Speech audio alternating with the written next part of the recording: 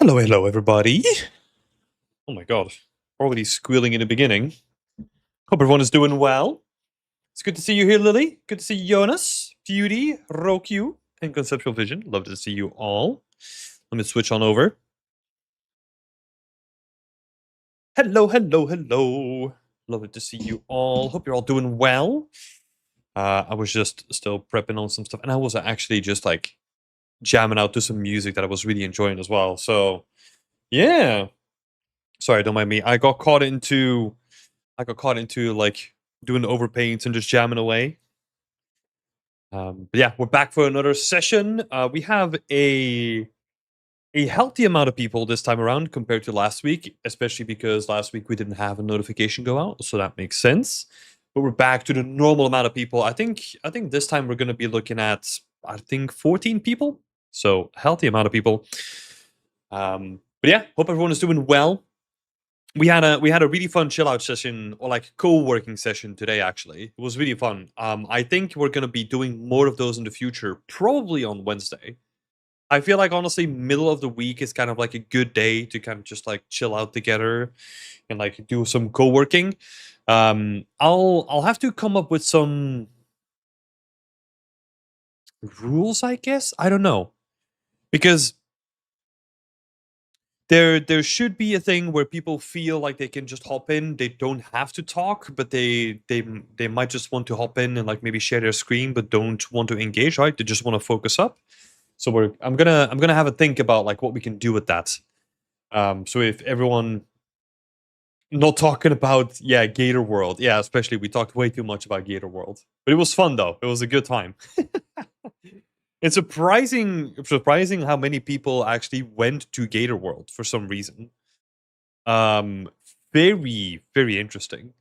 I feel like I should go myself, even though I'm in Belgium, like across the across the other side of the world. Mm, yeah, so Rookie is already saying, yeah, that's me. I saw you there, but wasn't sure if you were into specific talks and didn't want to interrupt. Yeah, exactly. And I think that's what we'll. I don't know how we're gonna do it, but we basically want to also make it available to people to just join if they want, and then they can talk or don't talk and just share their screen, whatever. So yeah, I'll need to think about like what we're gonna be doing. It's very laid back and chill. We talk about random stuff. Honestly, it's like an office setting. Yeah. Yeah, it was. It was. We talked about like a bunch of random stuff. Yeah, and usually most of the time, if it was deliberate or not, like that kind of depends. But it was like almost like two or three people talking, and then the rest of them were just like working. So I think there was like a good balance as well. But we wanna talk more, or like we want to be more welcoming to people that also just want to chill out and don't really engage usually. So yeah, we'll come up with some rules. I'll make an announcement for it, and then we can try some stuff out. Are we talking about BEVC? Yes, we are. BE voice chat. Let's go. It's fun though. I do want to do more of those sessions. That was really nice. I didn't get as much work done as I was hoping to, but that's kind of the expectation with co-working. But I did get a healthy amount done on a new lesson that I'm building, and it's about portfolio presentation. So I can actually show what we have so far. Let me see. Hmm,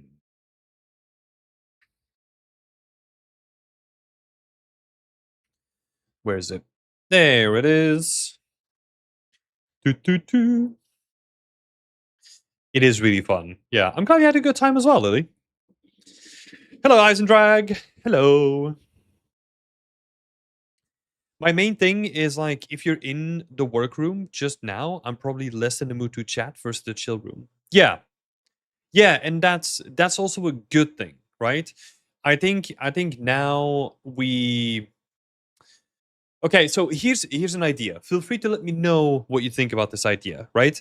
I was also thinking about the concept of a focus room where you can share your screen, you can turn on your webcam or whatever you want to do, but you cannot unmute. So everyone is on mute, which might be like a really weird concept, but maybe it kind of helps with people that normally aren't talkative. I don't know. Let me know what you think about that idea. Something that I'm kind of, yeah, I was thinking about it in my head. It's like the library. Yeah, yeah, yeah, yeah, yeah. Yeah, I wonder. Oh, that would be fun. That would, that would be kind of silly as well. Yeah, I wonder if we can change the volume of everyone so that everyone is whispering. Jonas is saying, I like that. Still a chat. Yeah, yeah, you could still chat, right? Still, you could still chat, but you can't talk. And yeah, I like the idea. I don't know, maybe a mute element, maybe push to talk. But I remember many times wanting to join VC, but it was just to work and share. Yeah. Yeah, I think honestly, I know myself, right? If it's gonna be push to talk, I'm probably gonna be chatting away like all the time. Look, honestly, all I'm trying to say is that I'm also trying to manage myself because I'm usually the person who cannot stop yapping, you know? I mean, you're listening to me on stream. I love to talk. So if someone asks me a question, I will give them a long-winded answer about it. So yeah, I mean, it's something that we'll try, you know? We'll give it a try. We'll make like a focused work room and then we'll have people on mute and then we'll see what people think about it, you know? Because there are also times where I would really just love to get a bunch of work done, but I still want to see what other people would want to do. So we'll give it a try. And then still you can still A/B testing. Exactly. Very professional. I like it. We'll do it the official way. Same boat? Okay, that's good. Okay. As long as it's not me just chilling in there by myself and everyone else is kind of afraid to like join in, then we're good. We'll give it a try. That sounds like a good idea. I was gonna show the thing that I was working on today. So let me switch on over. Is this the right screen? It is. Okay, so I've been cobbling together a lesson on a lesson about like portfolio presentation. So I'm basically trying to break down all the different elements of your portfolio and trying to give you ideas on how you can improve upon it, right? So the current ideation is that I'm going to be talking about like, the purpose of your portfolio. So it's like in general what your portfolio is about, general advice on presentation and what to avoid.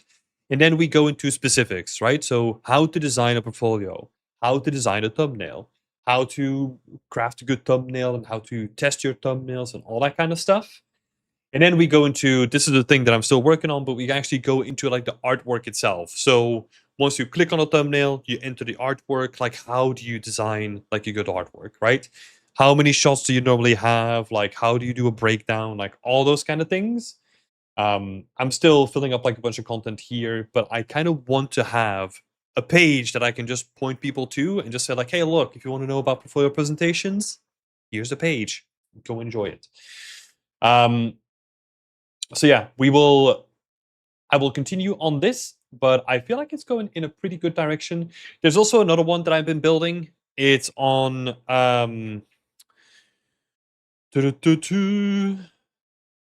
yeah, I guess this one is more about like creating a portfolio breakdown. So this is another thing that I prepared. This one is more fleshed out. This one goes more deeply into like how to create a breakdown, right? Like what are the different elements of a breakdown, how to create a breakdown for your scene, for your assets, for basically everything that you can think of, right? Like modularity. There's some cool you can see there's some cool like little things that I found to give you like some inspiration on how to do a breakdown of certain stuff. Um yeah, so I'm collecting like a bunch of interesting links, sharing like good presentations, you know, things that can really level up the way that you do your presentations as well. Yeah. So what I'm thinking now is this is going to be an available resource, right? What I also want to do is I kind of want to take all of this and I want to turn that into a presentation. So remember the presentation that I did like a couple of months ago talking about like how to start an environment? I basically want to do a presentation that combines all of it together in like a really quick digestible format and then do like a YouTube video about this. So that is probably coming up in the future as well. And then if you want to know more, I can just literally link it to like, hey, we have like a bunch of resources about it here. Go check it out. So yeah. This is also why I was asking for some references, and if you know a good breakdown, or if you know someone's portfolio that you really like and they do really good stuff, feel free to send it over to me in DMs or LinkedIn or whatever you want to find me, and I can see if I can integrate them into this little section because I'm collecting like examples of like breakdowns as well. So to hopefully give everyone like a lot of inspiration and a lot of good examples of good breakdowns. Because yeah, there's some really good stuff in here. But yeah, that's a little bit of what I've been working on this week. Apart from like the general like backend stuff, just to highlight what we're doing, we are making a lot of improvements in the way that we onboard workshop guests. I know this is like very boring, like it's invisible stuff, but we're really streamlining the way that we do outreach, and then also the way that we onboard people into the community. So there's like lots of improvements happening there as well. So that's something happening on the workshop side. But yeah, I just wanted to show kind of this stuff off. This is something that's like very much a work in progress, but expect this to be. There's some things that I need to figure out, but expect this to be available soon. You know, to kind of tease you, not give you an accurate date, which is really annoying. There's some things that I need to figure out, but yeah.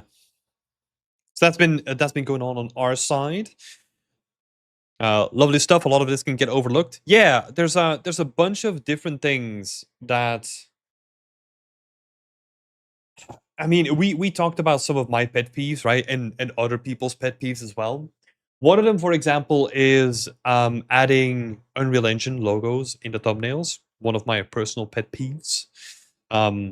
And I kind of try and explain as to why I think that's totally unnecessary now. There's actually like a really interesting history behind it, and we kind of talked a little bit about it in the community chat, where basically what happened is that ArtStation adopted adding Unreal Engine logos onto your thumbnail because it was a way to signify that you adopted the new version of Unreal Engine, because Unreal Engine at that point was very new. PBR was a new standard, and the materials and the look and the rendering was dramatically different compared to UDK. So it was a way to say like, hey, look, I'm on board with like the latest tech, and this is how I can impress you with the stuff that I'm building in it, right? We've long passed that stage though. Like it is, I think we've almost gone completely full circle where a lot of people's work you can recognize by just looking at the thumbnail, and you can recognize that it's Unreal, right? The same thing that happens with gamers happens to artists as well. And if you then cover up like 25% of your thumbnail with like an like an Unreal Engine logo, I think you're just wasting space, honestly. You're wasting valuable thumbnail space to do potentially something different with. But yeah, that's a little caveat there. There's like a bunch of different things. There's a bunch of different things that I do go into in those two lessons as well. So hoping to get those out to you soon. But yeah, also for people, I mean, Jeremiah is doing a good one already. But if you have any questions about working in the games industry, being a game developer, making environment art, like anything like that, feel free to drop it in the chat and we can talk about it. The Power Armor helmet is awesome. Hell yeah! Thank you so much. It's also poisonous, so yeah, do not recommend. They literally, this is from like the Fallout 76 collector's edition. In the US, you had to send them back because they were a health hazard. So there's a little side fact for you. You know, I have a poisonous helmet that's supposed to be protecting you from poison. Hello, Galazar. Let's see. So Jeremiah, hey Tim, everything all right? I wanted to stop and ask a quick thing. Trying to get back into the designer muscle memory. Do you have any tips, please? And then Jonah said, check out the goat. Oh, I see. The goat. Johnny Nodes. Yeah. It's been a while. It's been a while since I had a look at any sort of designer tutorials myself. We actually have a good one. You know, I have to do the plug. We have a good one, like pretty old by today's standards, from Derek Elshoff. Um, from Derek Elshoff, and I think that is still one that like really helped me think about Substance Designer differently and how you can build like modularity within Substance Designer graphs and all that kind of stuff. Um, it was awesome. It was honestly an awesome workshop. So I can recommend that one. Go check it out on our channel. Other tutorials out there, I think Johnny Knows would be a good recommendation from Jonas. Obviously the old school one is Daniel Tiger. He does great stuff still. I think all of his fundamental series are still highly relevant. Yeah, that's where I'll kind of stick by for now at least. Hello, Emissard. Good to see you. I miss bumping into you and chat back at playgrounds. Yeah, man. Yeah, I do miss that too. I do miss hanging out with like everyone there. I do miss that a lot. But yeah, times are changing, you know, and kind of a good segue to what Galazar is asking as well, right? Did you hear about the Microsoft layoffs? I mean, it's kind of difficult not to, right? I mean, it's a big shakeup. What is happening? I mean, I think a lot of people knew that this was coming. Even before this all announced, I'll speak for myself, right? Like the way that, let me see. Let me be careful. The way that your contract and the way that your contract works and the way that you negotiate your terms for your contract, right? I mean, in my position, when they were like super precise with when my contract would end and all that kind of stuff, I knew from that moment on that there was something like very specific and very high level going on, that they were like very stringent with the budget already. And this was before I even joined Playgrounds, right? So I saw that develop over time, where you could kind of feel that became like more and more of a thing, you know, like people just like ended their contracts and then they didn't get rehired and all that kind of stuff. Um yeah, so you could kind of feel that tension for a long time already. And I think so. I think what happens is that a lot of that was already kind of built into the way that like Playground potentially specific works, because they have look, and it sounds like I'm badmouthing them, right? Like I'm not trying to do that at all. Like honestly, I think that's just the way that they operated their business. They were already very precise with the people that they picked to be permanent and the people that they just hired for contracts for temporary assignments, right? That's totally fine. But you could kind of feel that the pressure was really building up around that. Um, so I can totally get it from like a business perspective, specifically from Playground Games, right? Now, when it comes to this strategic shift around, basically the Phil Spencer era is done, where they're no longer chasing the Netflix of games and they're just going to revert to the thing that they were doing before. That is, I mean, that to me, it almost feels like they just lacked like bigger vision, you know? That if you commit to a vision shift like that, you kind of have to commit, you know? And now it just kind of feels that like, hey, look, we kind of did this weird thing, like, okay, but it kind of didn't work out. So now we're just gonna dump all of our studios and hope that they manage to find um and that they manage to find like additional income, right? After a certain point. Now, of course, Microsoft gave them like runway, right? We don't know the specifics of all that kind of stuff. We don't know the numbers, we don't know the amount of runway, like all those things. But still, like if you think about the current climate, like trying to find like additional investors is going to be really tricky for some of them, you know?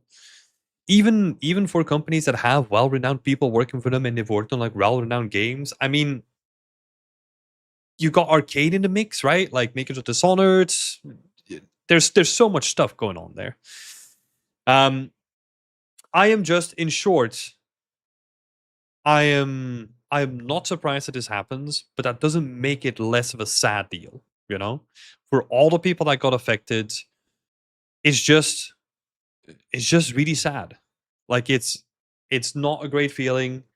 Um a lot of people that I know, or even people from the community that have passed through, they have also been affected, right?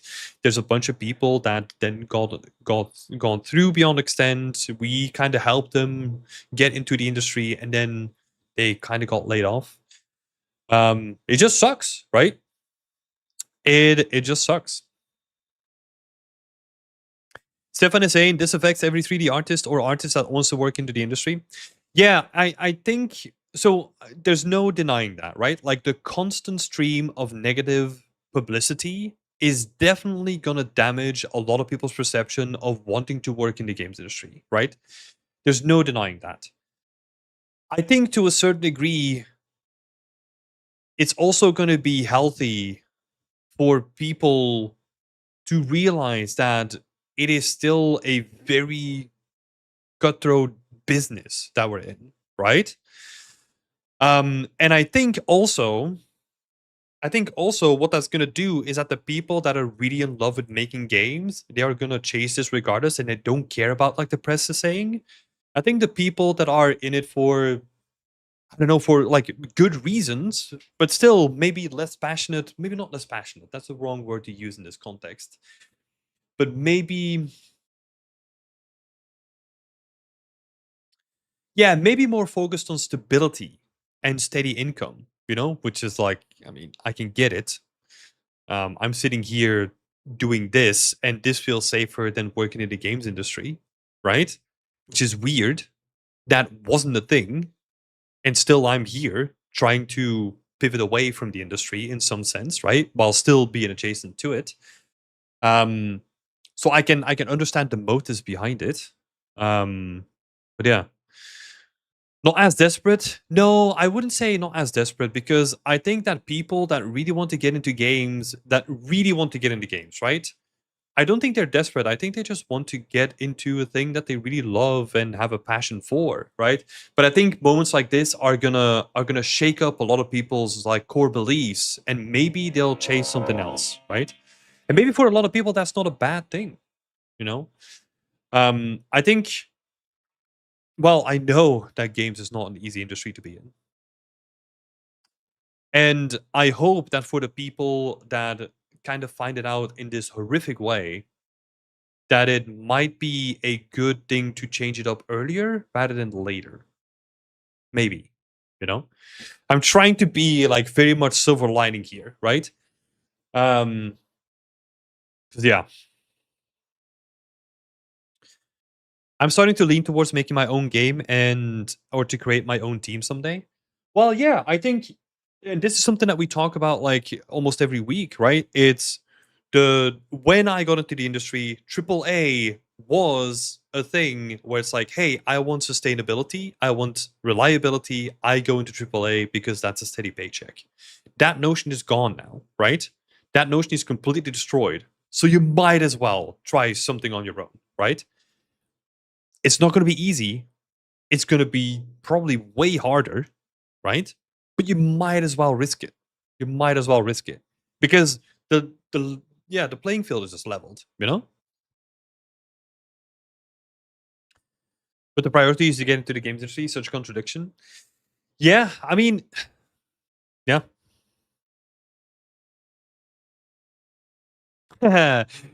Tim. So okay, this is a good question. Let me answer that in just a minute, Stefan. That is a very good question. Um, yeah, I feel like they killed my idea since the beginning that I had a chance to be permanent. Yeah. I mean, there's always a chance, right? But and this happens in a lot of studios. There are a lot of unknown factors that even the people that should be in control don't really have control over in the moment. So even your lead, who is supposed to be sort of like letting you know whenever you're going to get like an extension of your contract or you're going to be made permanent, most of the time they're in the blind as well. They might have some like general notion of what's happening behind the scenes, but I think a lot of them are in the blind too. And especially when you have like an entire studio fighting for like the similar funding, right? It's very, very strict. Yeah. And it just sucks, like because I know a lot of people who joined after me who then got hired to be permanent, right? That's also a thing. Um but yeah, it's very much up to what you personally want to do, how much you're willing to fight for it, and how much you're willing to sacrifice for it too. You know? The thing is that it wasn't really about skills, which shows that there are things going on behind the closed curtains. Well, I would say that that's always been a thing in any studio ever, right? You or even like just generally at all, right? Like you can even relate this to like finding work. If you make awesome stuff, you have amazing skills, right? But you don't talk about them and you don't build people skills, that is also not a good thing to do, right? So of course, in like a studio, you're gonna also have to build good personal, professional relationships with the people around you as well, right? I'm not saying that you didn't do that, Jeremiah, right? But it's just like a general thing. That it doesn't it's not only because of the skills, it's also because like the your personal relationships with everyone around you, but also a bunch of external factors like, let's say, the budget, let's say the team structure, because let's say you have a team that is like filled with environment artists but you only have one material artist and they're all on a contract. Who are they going to give a permanent to? It's not going to be an environment artist, because the material artist is going to be the bottleneck, right? So yeah, there's there's a whole lot of things going on, and it's very, very complicated. My first experience in the industry, so I still have a lot to learn. Yeah. I mean, it's not an easy experience, right? Like in the games industry, it's not going to be easy. There's a bunch of things that are going to somewhat try to damage your self belief and your confidence and all that kind of stuff. Don't let that get to you. Usually, it's a bunch of external factors. It's nothing to do with you. So that's something to latch on to. Let's see. The priorities to get into the game industry. We kind of read that. Kind of the same boat here. I got laid off and somehow I feel very beneficial right now for me, actually. That's good. Yeah, there I wasn't it wasn't really a layoff, just you knew since the first day you're gonna stay the same time frame only pretty much. Yeah.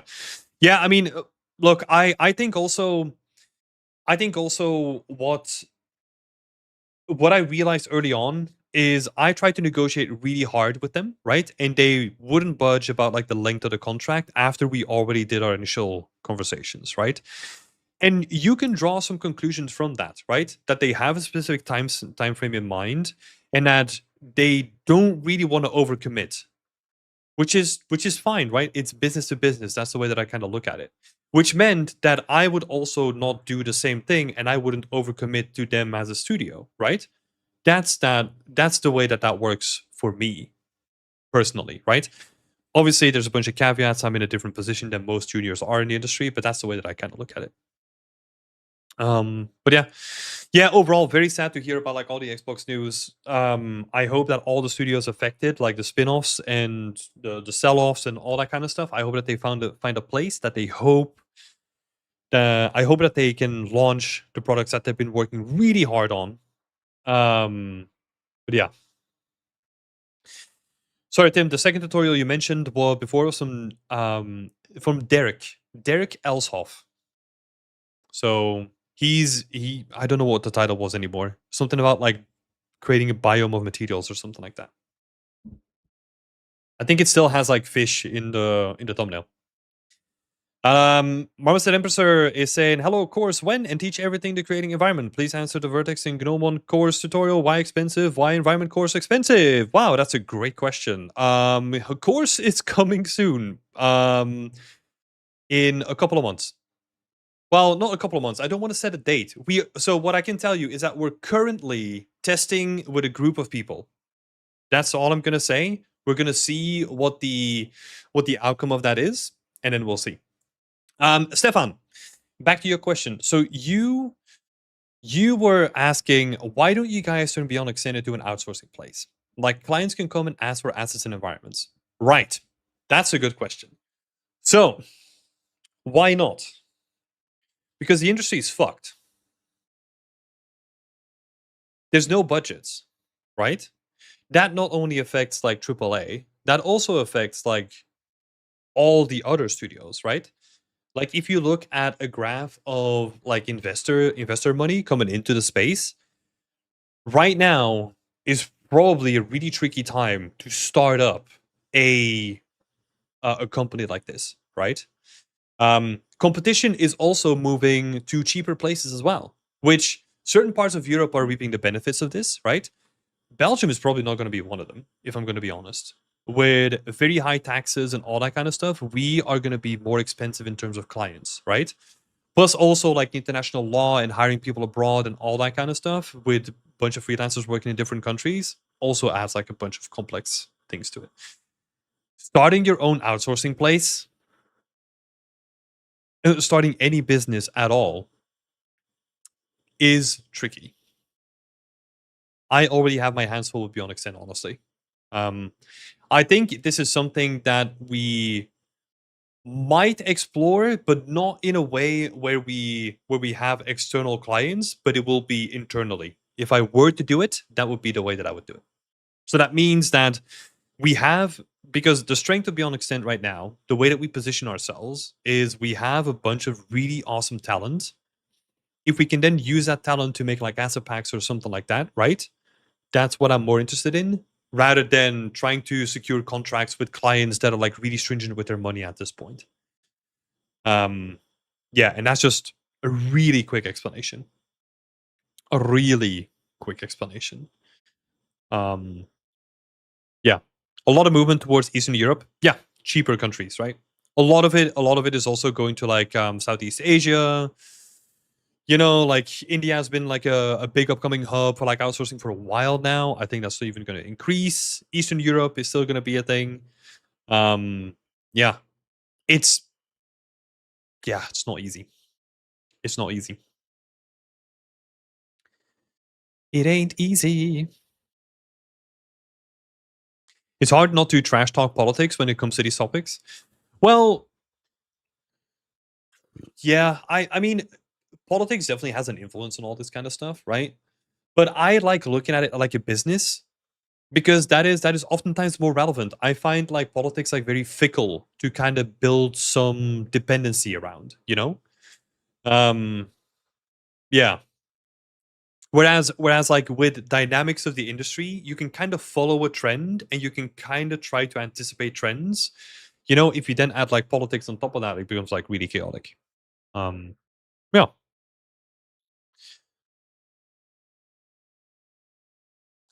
Business totally makes sense, but politics is a reason though. Well, no, I don't think so actually. Because here's the thing, like AAA, well, if we focus on AAA development, right? Um we were hitting a cap of just like spending already, right? Like people have been CEOs have been talking about like triple A games, that is like a thing that you can't get into anymore because it's so prohibitively expensive. And we just hit a cap where there was a final push with like massive investment coming in during COVID, right? Because we saw massive increase of people staying at home, playing games, all that kind of stuff. That investment all of a sudden dried out. A lot of the big companies, they just kind of had like a Hail Mary moment and they were just like, okay, let's give it one try. Let's try to push out new IP. Let's try to push out the new game and try to make a lot of money out of that, right? PlayStation's push for like live service games, that was largely driven by just like a bunch of interest coming into the space and hoping that they could build out a bunch of like recurring revenue franchises, right? That didn't work. And now we're back to square one. And now the environment is even worse when it comes to investments, right? That's why we're seeing a lot of divestment or like a lot of like people just being laid off, especially in America, because it is so expensive to have like a full dev team of let's say like 1,000 people working on like 150K salaries or whatever, right? Like I don't know what the average is, but let's take that. Especially in some like expensive places, right? There was gonna be a moment. There was gonna be a moment where yeah, that was gonna hit the fan, right? Nothing better than a BE stream and a slice of cake. Let's go. What kind of cake are you eating? I totally agree with you, but that's not the type of politics I was talking about. Yeah, that's okay. I mean, also, I'm not a politician myself. I try to stay away from like a lot of politics that I can. Look, I'm very Belgian in that. Even Belgian politics, they try to stay away from being politicians. You can have a look at who holds the record of not being able to form a government twice in a row. By the way, spoiler alert: is Belgium. So I think I have the gift of being Belgium, being like Belgian born by pretending that politics is a thing, but it's not really. Let's see. Rocky was saying, I founded my own freelancing business and it's super small scale, and even that is a lot of bureaucracy. Living in Germany, having a whole studio would kill me, I think. Yeah. Yeah, and especially in this climate, right? It is very difficult to find funding, secure clients, build up a team, like all that kind of stuff. It is very difficult. Yeah, I was gonna say, I mean, Beyond Extend is also a difficult business to run, but that is because um it is educational, right? So the price and the value and all that kind of stuff like varies a lot when it comes to running an educational business to running like an outsourced studio. Different parameters that we're working within. Um yeah. Yeah, but like if you want to start like a whole studio, you have to be ready for that becoming your life, right? And you're not making art, by the way. You're just trying to secure contacts and maybe you get to do art or make some tools or something like that. That's not necessarily the thing that I signed up for. Not yet, at least. Our votes do nothing in Belgium. Well, I don't know because I've always outsourced my votes to my mom. So thank you, mom. The benefit of living abroad. Nah, honestly, like I honestly don't care too much about politics in general. Like I couldn't care less. I also don't really see myself as like a citizen of Belgium, as weird as that might sound. I kind of feel like I'm more international. So I more have this inclination of like I don't have any attachments to like Belgium necessarily apart from like my family, right? So if it really gets bad for whatever reason, I'll just move somewhere else. That's okay. I don't care. Mm, let's see. There was a couple of other questions, I think from you as well, Adina. Did I miss that? Let's see. Starting a new project and sometimes struggling choosing the workflow for assets. When do we use RGB mask and when do we texture in Substance? So, okay, it's a good question. The reason why I'm laughing is because oh my god, a lot of people are using RGB masks for everything and anything, where you don't really have to. I still prefer the flexibility and the modularity of using vertex painting with decals compared to RGB masks. RGB masks to me are good in certain situations where you want to texture something that requires a larger amount of detail, but you still want to reuse tidable textures from somewhere else, right? Um, if you then start texturing, let's say, your entire environment, to just give an example, that means that you are now dealing with, let's say, a 33% increase in your time that you're going to spend on each and every asset, because now we're not only doing work in Blender, we're also doing Blender, Substance Painter, and then Unreal, right? So it complicates the workflow a little bit, which has dramatic effects depending on the scale of the project. But in general, I would say that I would always try to start from vertex painting first and adding decals on top of it. That would be my base answer for, let's say, like 90% of the things out there. Then if you want to use like RGB mask, I would use that on things where you can't use a unique texture because, let's say, the texel density is going to be too big, or you don't have the time to make like unique texture, and you have tidables lying around. You can then use tidables, you slap that on your object, and then you create additional detail by using an RGB mask, right? um It's always hard to define like when to use this exactly because there is honestly no set thing or set way to use it for because it kind of depends on the situation. A lot of games is very situational or like workflow pipeline dependent.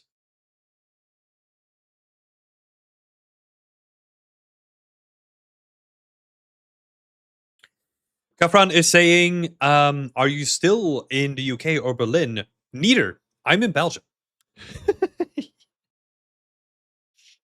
I'm in Belgium. But hey, you couldn't have known that if you haven't been here for a while.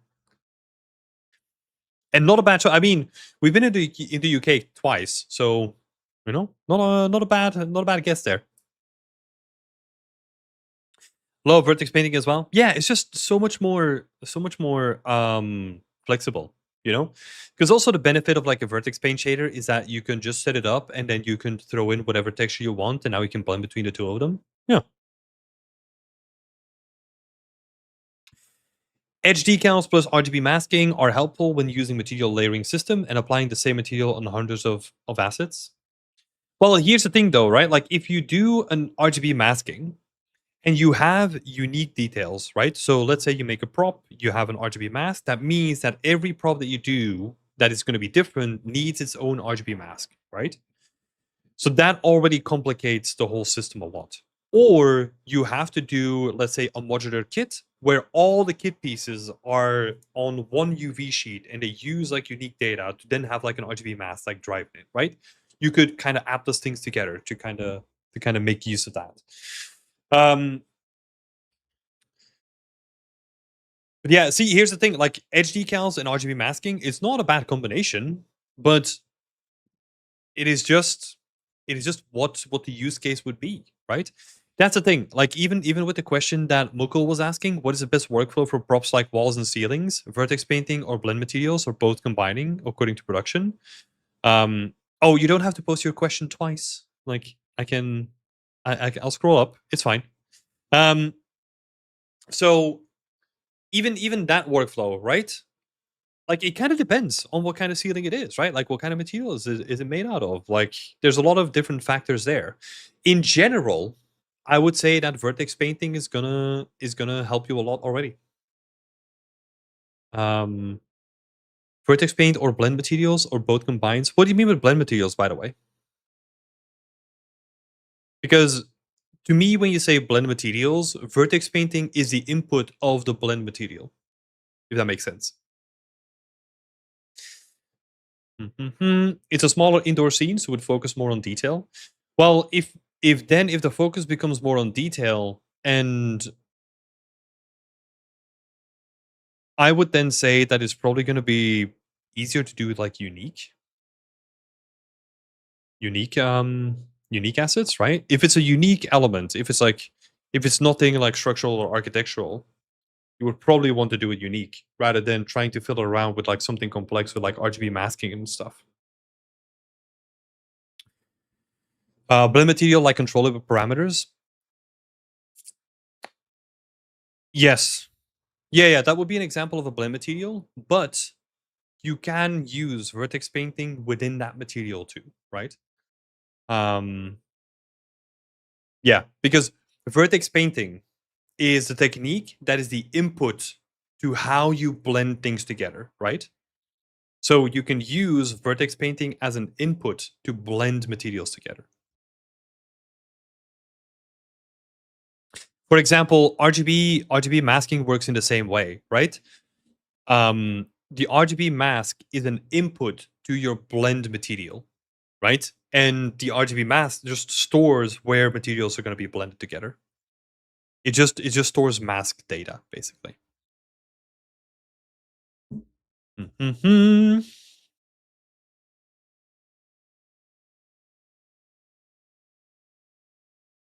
Stranger is saying the way that I explain vertex painting to people is spray painting details to an already existing asset. Yep, that's a good way to explain it. I was going to use RGB masking on my background clips, but when I started, I then saw no point in it. Yeah, I mean, it kind of depends on again, it depends on a lot of factors, right? If you just have background cliffs and you can just get away with just like a material that has like some automatic slope angle blending and stuff, like you can use that as a background asset. Yeah.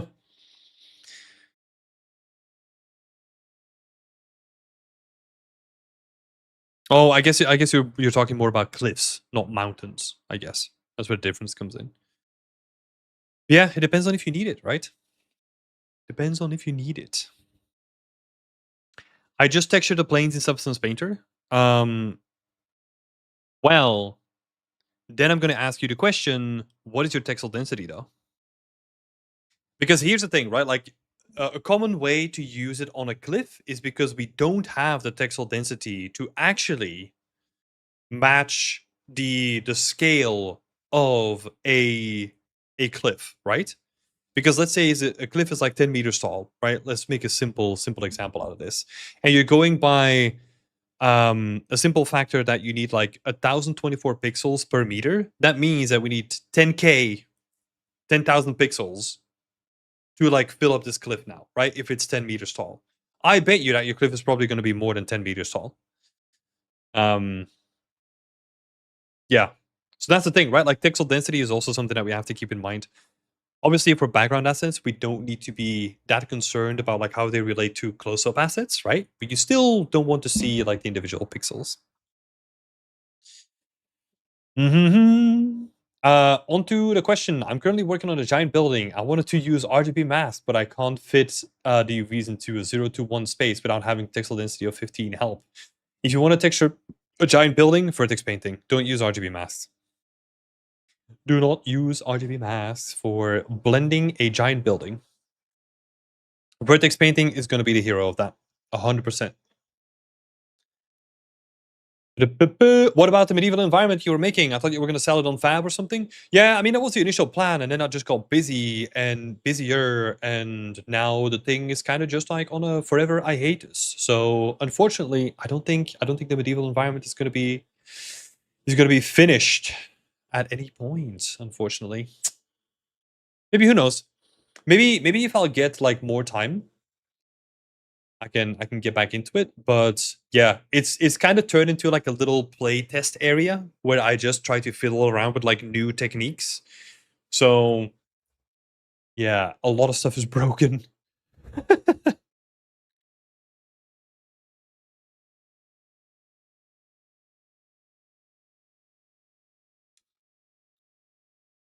I'm making a 3 blend material plus vertex painting the same shader so I can control with a parameter, but I can also do manual art direction. What is your point of view on this? And top it up with some decals. Yeah, I mean that seems like a perfectly fine workflow. That seems fine. Yeah. Mm-hmm. Let me see. Thank you for all the questions as well. It's actually kind of interesting that it kind of revolved mostly around like RGB masking, which kind of proves my point, my little rant in the beginning, where I'm just like, there's an over reliance on RGB masking, and then we get like a bunch of questions about it. That is interesting. Yeah, no, but again, like you can do a lot with just like simple vertex painting, and then adding decals on top of it. Yeah, the dreaded RGB masking. Yeah. Look, I can get it. I can get it. Like it's one of those like fancy new things that a lot of people are using and you hear it a lot in different places, right? So I can get why people are interested in it. Um yeah, so I can totally understand. And it's not necessarily that it's at fault of like the individual like trying it out, right? I think it's a good tool in your tool set. To have, right? But I hope that a lot of people try it and then they realize like, oh, this is a bit cumbersome, and it's like, I don't know, it's a little bit annoying of, I don't know, to have to do this and go back and forth. Um, yeah, because that is, in my opinion, like the most horrendous part. If I have to deal with RGB masking, just the prospect of having to deal with having to do this on like a multitude of assets and having to go back and forth between Substance Painter, blah blah blah blah, which is also why what I opted for in my medieval scene was to use vertex colors to store the data rather than a texture, right? That has drawbacks as well, but that means that I now cut out the Substance Painter part. I just bake, um, I bake simple, yeah, I just bake like a simple AO mask and all that kind of stuff directly into Unreal Engine, and then based on that information, I do all the texturing, right? So basically, I turn one program into like a single click, right? I think Mukul is saying, I think RGB masking is very limited, but vertex painting, it's good stuff. Yeah, I agree. And like RGB masking is actually like a really clever technique, and it can be really useful to adding like unique detail with something that is like made with a tileable. So I love the technique. It's just that we shouldn't overly rely on it because it also has some drawbacks too, you know. Um when did this trend start with RGB masking recently? I've seen more and more use to this workflow. Um, that's a good question. When did it start? When did it start? I have no clue when it started. I mean, because RGB masking was like relatively popular when you wanted to do like big rocks and cliffs and all that kind of stuff, right? It was very useful for that. And then at a certain point, it just transitioned into making assets. Um, and I guess games were using it for a long time as well. But yeah, I don't know when like the push to like the public became so noticeable, right? Because I saw people going into like vertex painting and decals and really adding like a lot of decals to all of a sudden like, oh, I'm just only doing RGB masking. It was yeah, quite intense. I thought it was a must for the portfolio, same with the Unreal Engine logo. Yeah, but it is indeed annoying. Well, here's the thing, right? Like I learn a lot of stuff about this like every day as well. Like some people will tell me that like, oh, the Unreal Engine logo was actually something that I need to do for school because they recommended it, right? And then it's like, or even like we heard this story today that they had recruiters doing a talk at the local university and they recommended adding Unreal Engine um to the thumbnail because that immediately made it noticeable that you were working in Unreal Engine. And I'm just sitting there as like, yeah, but we also have like a filter. You can also just filter on Unreal Engine on ArtStation. Like I don't get it. Yeah. Yeah, it's interesting.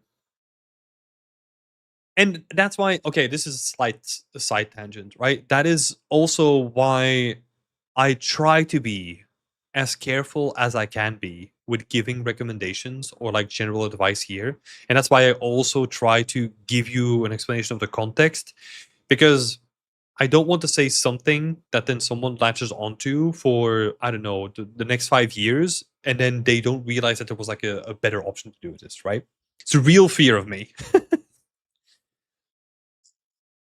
I'd say I love the look of dust and dirt collecting in the crevices, but how can I achieve that on larger assets like a big building? Decals. Decals, baby! That's what they're there for. Let's go. Especially on a big building. Look, I can almost guarantee you that if you're making a big building and you are using an RGB mask, your RGB mask is gonna be I mean, it matters to a lesser degree, but like you're almost gonna run out of like pixel density on your RGB mask. Again, there's like ways that you can like upscale this in like your shader, right? But yeah, um, good old decals are going to do a lot of work. White Void is asking, are they overkill for mobile games? That's a good question. I have no idea because I never worked on a mobile game. I have never worked on a mobile game. I know that in general, you have to be somewhat careful on mobile and VR with transparency, right? Because of the way that like mobile phones support it. That's about it. I don't know too much otherwise about mobile games because I never worked on them. What I did was make a trim sheet and also do RGB masks on it, and then use the trim to make kits and modify the parameters to make 10 different assets with the same textures. Ta-da-ta-ta. Yeah, that is a way of working, right? That's also the thing that I kind of ended up doing. But yeah, it kind of depends on the asset, right? like let's say if you have a barrel and a wheelbarrow, right? Like a wheelbarrow or like a cart or something like that. Those two things you might be able to cram them in like the same RGB mask, but they're like vastly different things, right? There's way to optimize this, right? Like let's say you make like a bunch of barrels, you can all cluster them together on one sheet, and now you only have like one RGB mask instead of like 20 because you decided to pack them together, right? So there's ways of optimizing this, but still, you still have to go back and forth using Substance for most of it. Some people go as far as making a low textile density RGB mask, then break its ugly edges using another RGB mask using custom blueprints. Then break its ugly edges using another RGB mask using custom blueprints. So this was also a technique that I've used before on in-house engines, where you would basically give a mask. Let's say your normal textile density is something like you would require like a 4K map, right?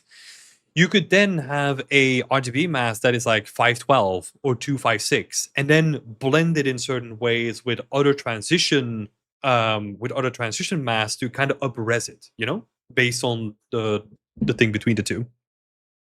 The resolution from the transition mask is basically going to be informing the resolution that you then use to blend the other mask with, right? So that's a really interesting technique, and those transition masks, they can then be shared between a multitude of different assets, and the transition mask will be something called like, I don't know, brick or plaster. So they're like very generic transition masks that you can then use to blend between the two. So there's a whole bunch of like really interesting things that you can do with it. Yeah, still takes time though, right? Still takes time to make those RGB masks and stuff. I love how the start of every stream is just Tim ranting about stuff. Yeah, thanks for pointing that out. I appreciate that. I just get really passionate about this stuff, Can't help myself. I think in Urban Engine you can also do an AO bake for vertex color data. Yep, that's what I did as well. So in my medieval scene, what I did is instead of doing the Substance Painter route, I just baked AO. Well, you can do AO curvature. AO curvature. There was another one, I think. I can't remember. Was it position? Like world position or something? I can't remember. There were a couple of things that you could bake, and then you could use that like very generic kind of data to then again infuse like other blending masks into the mix, and you could kind of make it like more organic, right? I love that technique because now it turns from I need to make this asset. I need to set up my asset in a certain way. I need to take that to Substance Painter. I need to set up my mask in a certain way, and then export all that stuff to Unreal. To literally, I finish my asset. I don't even need to make like another UV set, right? Because it's dependent on the vertex color. Import that into the engine. One click, takes 1 second. It's done and it's textured. You know how much quicker that is, especially if we're talking about like hundreds, if not thousands of assets? We are potentially talking about like years of people's work, right? So at that point, sure, you can talk about the downsides of your vertex colors literally being linked to your LODs, right? So if you transition away from like a distance, you will probably see texture popping and all that kind of stuff as well. I would honestly be fine with adding more geometry if I can use that workflow, because it's so much more efficient and so much more fun to work with. Oh my god. I love it so much. Obviously, when you're working within like a bigger studio, someone is going to build a tool for this. They're basically just going to say like, hey, which kind of preset do you want? I'll export the asset. I'll do the Substance Baker like in the background and all that kind of stuff. And then I'm going to put that into Unreal for you, right? You can build tools like that. Makes a lot of sense.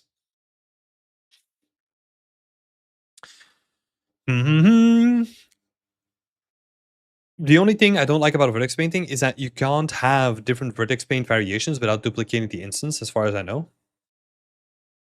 You can't have different vertex paint variations without duplicating the instance. Well, I think you're talking about a limitation with Nanite, right? But with Nanite, they go around this by using mesh painting instead of vertex painting, right? So they kind of store the data in a different way, which then allows it to do like per instance variation again.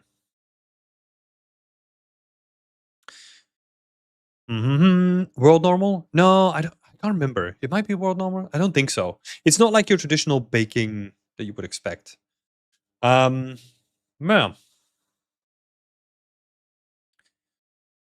So Aaron Langmead from Unreal Engine had a showcase on how to do vertex color baking in Blender and then imported it into Unreal Engine. Now it's all in Unreal Engine. It's in his ArtStation. Aaron Langmead. I mean, honestly, that's probably the same workflow that I'm using for my personal work. It sounds very similar, and I love that. If you want to know,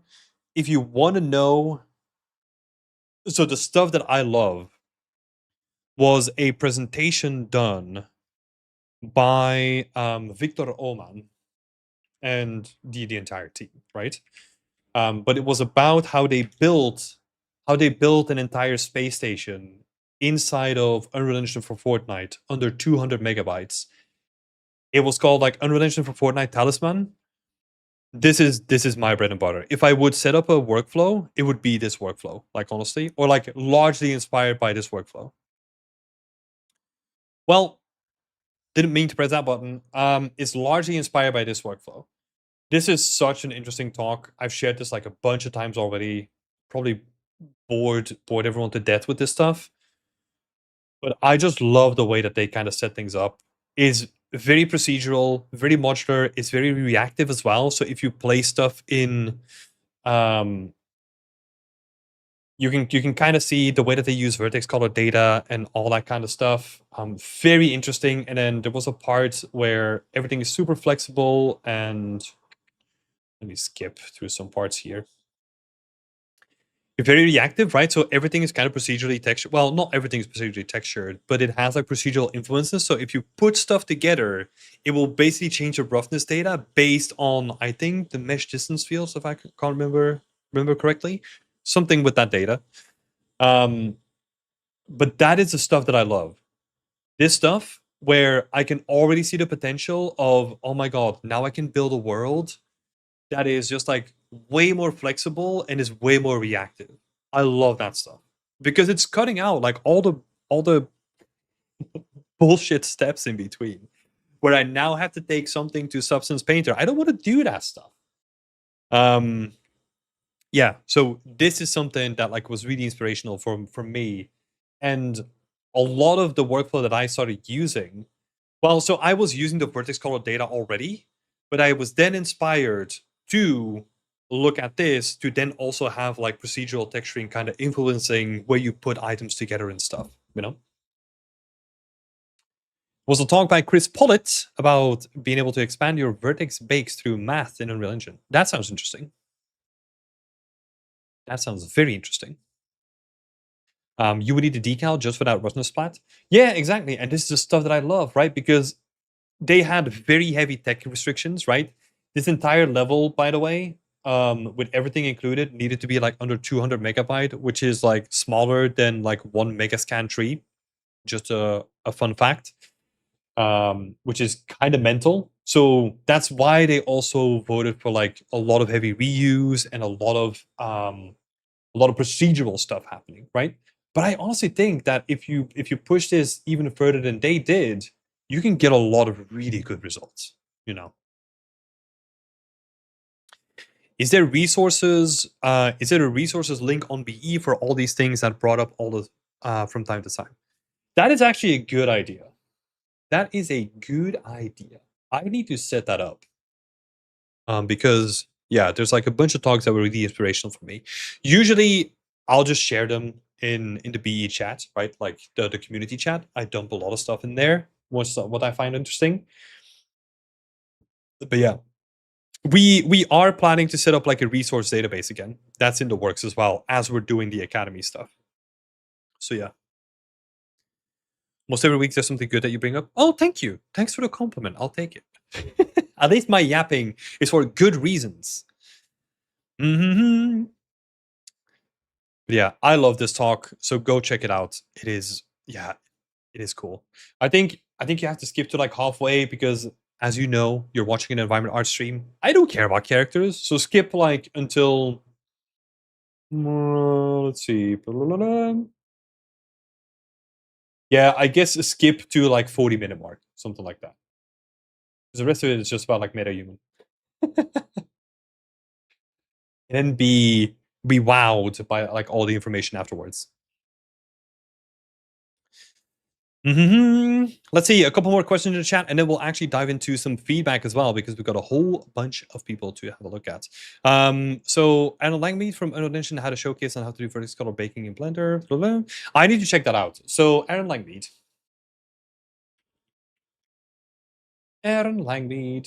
I need to know more about this stuff.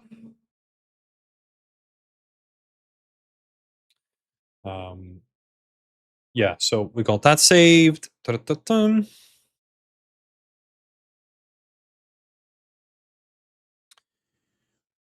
Benecam, thank you for posting your question 3 times. Thank you. I won't be able to use P3 for my foliage. Do you have any other recommendations? Probably not, honestly.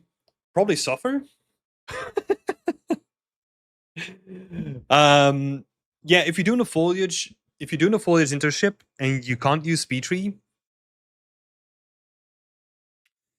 man, I don't have a good solution for you. There are a couple of things that I tried, right? Like M3, you got Sapling, you got Natsuro, which is like an upcoming one for Unreal Engine. Treeit. But here's the thing.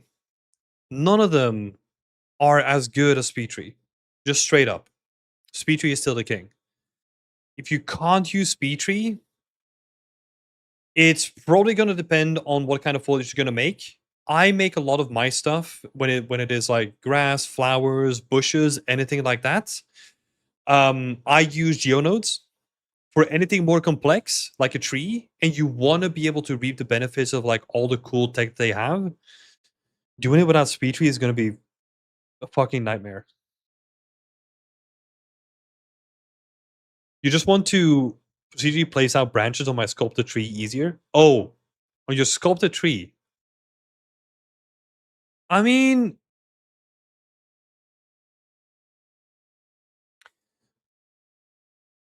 yeah, if you're just placing like yeah, you can probably do something where you have like a, you can actually use particle effects for this or geometry nodes.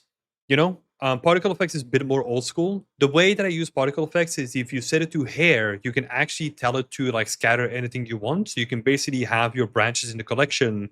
You can tell the hair particles to kind of just scatter like a bunch of branches on your sculpted tree easier, and it gives you like a lot of control about like randomization kind of stuff. That would be one way. Another way would be if you're doing a hero tree, right? If you're doing a sculpted tree and you're doing a hero tree, might as well take some time and place them manually, make them look really good. I don't think that's too far out of the equation, but it kind of depends on what kind of tree you're making.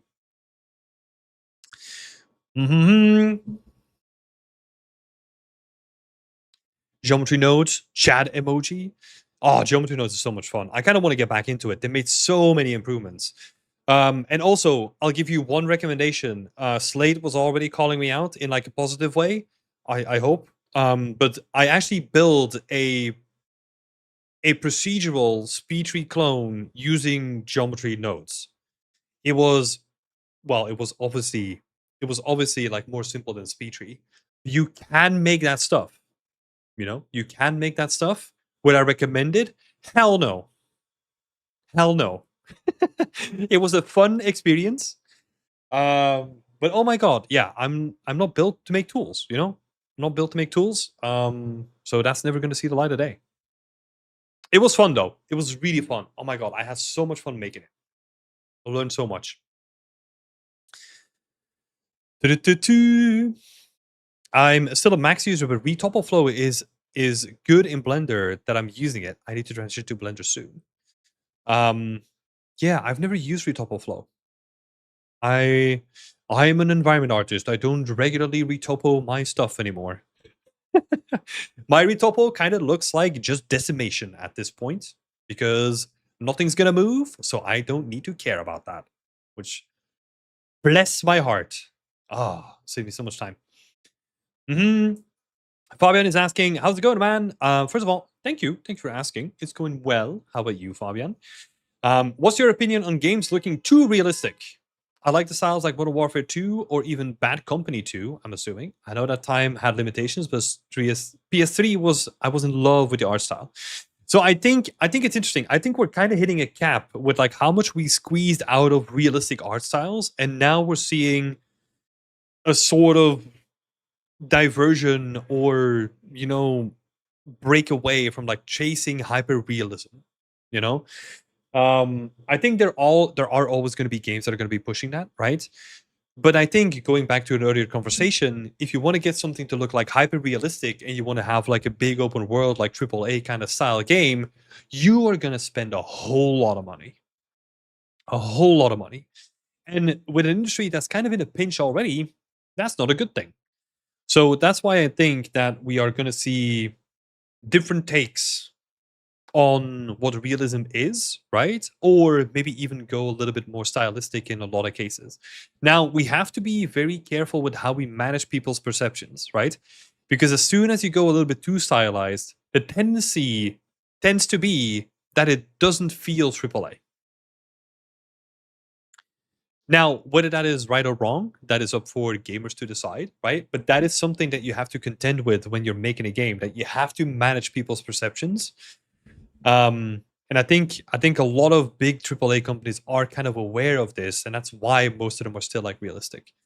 Um, I'm an artist, I'm a big fan of games that take a big swing at like different art styles. For example, I'm still in love with Guild Wars 2. Guild Wars 2 is like, I don't know, when did it release? Like, let's say 12, 14 years ago or something like that. That game still looks really good just because it had a really strong art style, very consistent through all the UI elements, to the entire environments. That game looks good. That game looks good. Um, Roku is playing it right now. Yeah, I'm playing it too. I got back into it. But that is an example of like a really good art style, right? Something that is deliberately timeless because they knew the restrictions of the genre that they were building in, right? And they were really clever at it. And I think that's a great example of it. We had a discussion today about like pixel art, for example, and how a lot of those games are still timeless. Um, yeah, and I think even if you make like a pixel art game now, I think that is just going to retain like its timeless appeal just because it's not reliant on like being top of the bar like graphical fidelity, right? I think that is a strength of just making a game that doesn't have to rely on just like, ooh, I need to see like all the shiny new pixels. World of Warcraft is a good example as well. Yeah. And there's a bunch of like really interesting examples, right? You could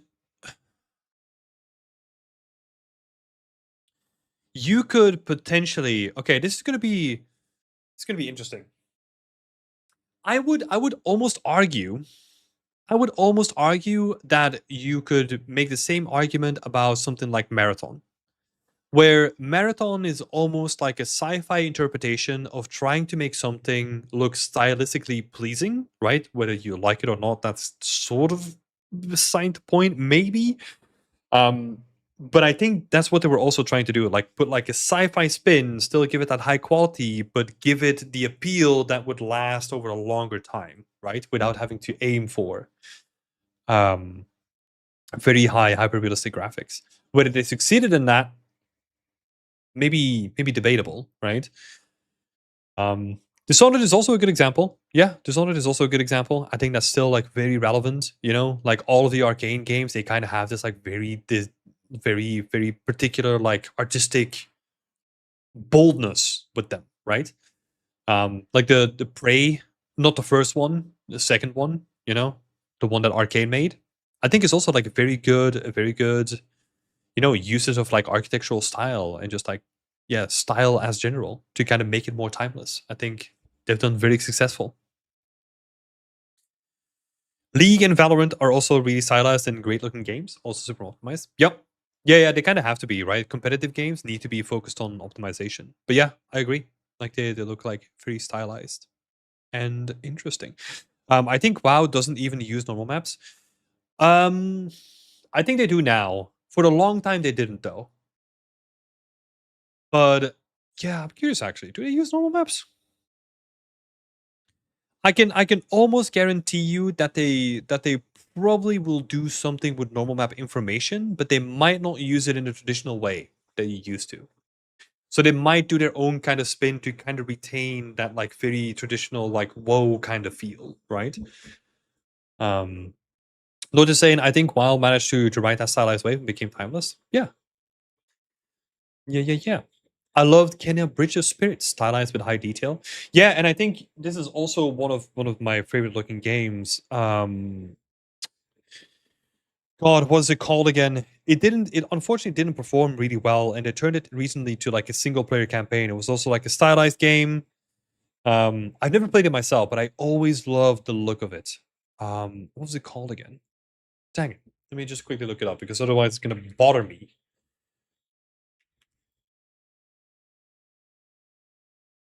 One of my co-organizers for the Game Artist Meetup is gonna be so mad at me.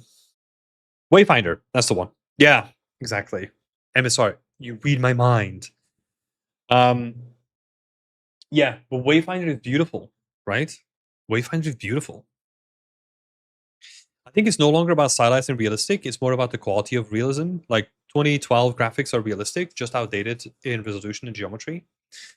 Um, well, I would say that honestly, in my opinion, it's never been about stylized or realistic anyway. I don't know why that has been such like I don't know, like a strongly contested thing, right? I think if you craft a world, sometimes you have an art style that is just more aligned with being stylized rather than being realistic, right? And I think it's also like just an artistic expression of like a whole team coming together and just being like, hey, this is our expression of this world in this style, you know? Um, I would even say that like recent developments, we've not really seen like any geometric or textural developments, right? Because we kind of hit a cap. Like honestly, let's imagine that like let's say all the textures right now are like 2K and then we go up to 4K or 8K, diminishable returns, right? That's why a lot of the changes that we've seen recently has a lot of it has been focused on lighting. A lot of improvements on lighting, right? That's why Cyberpunk 2077 was such an interesting showcase because it was a really good showcase for lighting, and that's also why Nvidia uses it to like showcase new features and all that kind of stuff with like DLSS and all that, right? I think I think that's where we see a lot of improvements. I would make an argument that I would make an argument that Yeah, I mean, I was looking at, for example, Fate Keeper, right? There's some early access going on with Fate Keeper. That game looks really, really good. But I would say, compared to some of the other games that I've played recently, is it like a generational difference like we've seen before? I don't think so.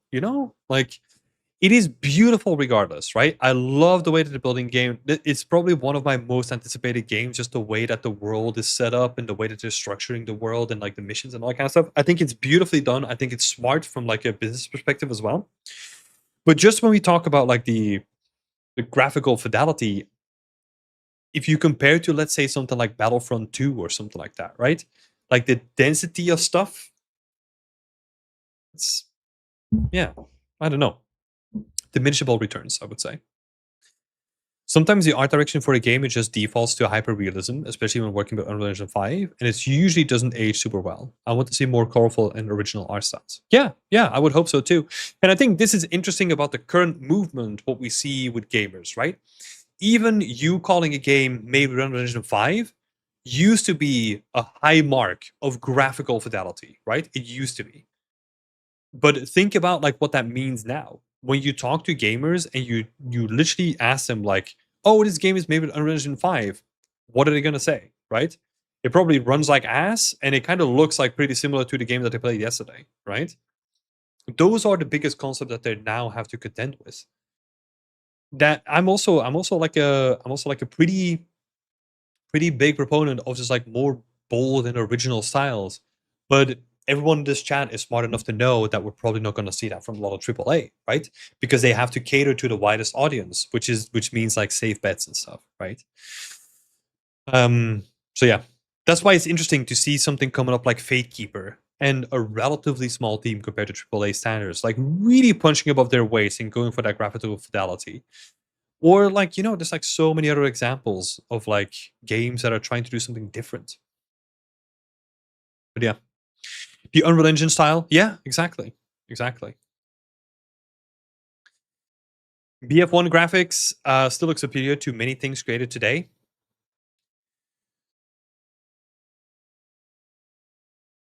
Yeah, maybe it's interesting, right? Like when you think about that as a statement, my immediate gut reaction is like, well, the graphics are probably going to be worse, but I think they did such a fantastic job with the immersion in that game that almost like overrides like all of our senses at that point. That'll be like my gut reaction. They did a beautiful job on it, right? But it's almost like the focus of that game is the immersion and the color grading and like the way that they made that feel art directed and consistent. Let's see. Yeah, Alina was saying I love Kenya Bridge of Spirits. Starters with high detail. Yeah. Sorry, I just jumped over that. I've never played the game, so I don't know. It looked beautiful though, and a lot of people are excited for the second one. So yeah, it is cool. It's cool. This is the thing, right? Like, sure, we kind of opened the conversation up with like a lot of talks about like all the shenanigans and all the shit that's going on, right? But sometimes what I love to do is just look at like all the beautiful stuff that's created, right? And that's why also I'm super excited to go to Gamescom next month. 'Cause, oh my god, I'm gonna be drowning in beautiful stuff for like an entire week. Oh, it's gonna be awesome. Also for people that don't know, okay, let me do some little promotion. I'm gonna do some cheeky promotion. It's not anything beyond extent related necessarily, but we have set up a new page on LinkedIn for our meetup that we're going to be hosting at Gamescom. So we're back for our second edition. We will be posting some more updates to that page there soon. But yeah, I do want to confirm here that we're going to be back on the 26th of August for our Games Artist Meetup. So if you are around, if you're in Cologne at that point, keep an eye on it. We will be posting about this in Beyond Extent, and then also I'll be talking about this during the streams and all that kind of stuff too. But yeah, keep an eye on that. Give us a follow and stay up to date with all the cool stuff happening there. If you are more interested in, getting a sneak peek, into the stuff that happened last year, you can also go and check out the website as well.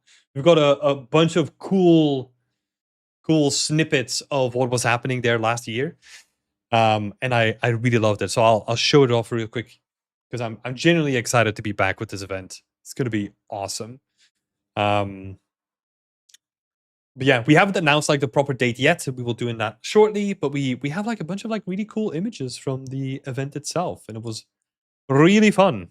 I had a good time. And look at my shiny bald head in the back. Beautiful. Yeah. I'm looking forward to this. This is honestly, oh my god, I'm so happy that we're doing this. I'm so happy to be back with this. It's gonna be so much fun. Yes. Okay. Shitting over. Last question. Rokyu is saying, knowing that you are playing Guild Wars 2 and us speaking about Unreal Engine 5 right now, what do you think about the Guild Wars 3 graphics? I heard people calling it Highguard 2 because it's looking just like it. I think it's honestly like too early to tell. I'm waiting around until I see gameplay because otherwise it just literally means nothing. Like honestly. That's about it. You know? Give me gameplay and then we'll talk.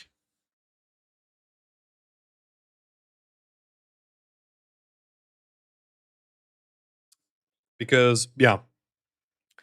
My initial reaction, I think I said this before on stream, was very mid, I was like, oh, is this Guild Wars 3? Kind of doesn't look like Guild Wars 3. I didn't really care about like graphical fidelity and all that kind of stuff. I was more just like, I don't know. I wasn't excited that it didn't look like Guild Wars in the beginning, right? I was like, okay, well, we'll see. But I think slowly but surely, listening more to developer talks and all that kind of stuff, I'm kind of warming up to the idea. But proof is in the pudding. So they need to convince me with their actions, not with their words. Fabian is saying, continue on styles for the mobile gaming. We used many tricks, especially for faking shadows and lighting. We used alphas for fake lights and drop shadows to reserve memory. I see many tutorials in Unreal Engine 5. Oh, yeah. Yeah. There's a lot of really cool stuff. Even in the tutorial that I shared before about the one where it was talking about like the Unreal Engine Fortnite demo Talisman.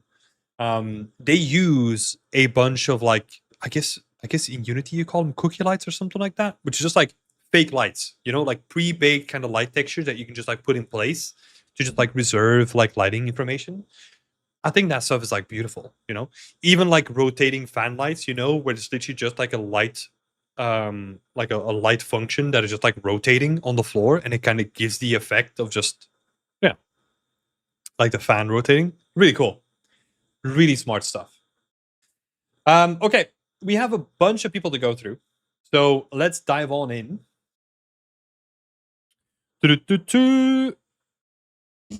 So let me not switch on over to that. Not switching over to that either. Tim, come on. There we go. That's the one. Unreal Engine 5 using all the craziest features like Lumen, Nanite, etc. So many cool tricks that I don't think people noticed or even heard about. Yeah, I mean that's the thing, right? I think you have the tech demo Unreal, and then you have the actual production quality Unreal, right? There's a big difference between the two. Tech demo Unreal is all about like, oh my god, look at fancy Lumen and look at like voxelized foliage, and look at mega lights. You can literally place like 10,000 lights in a scene and don't have to worry about performance at all.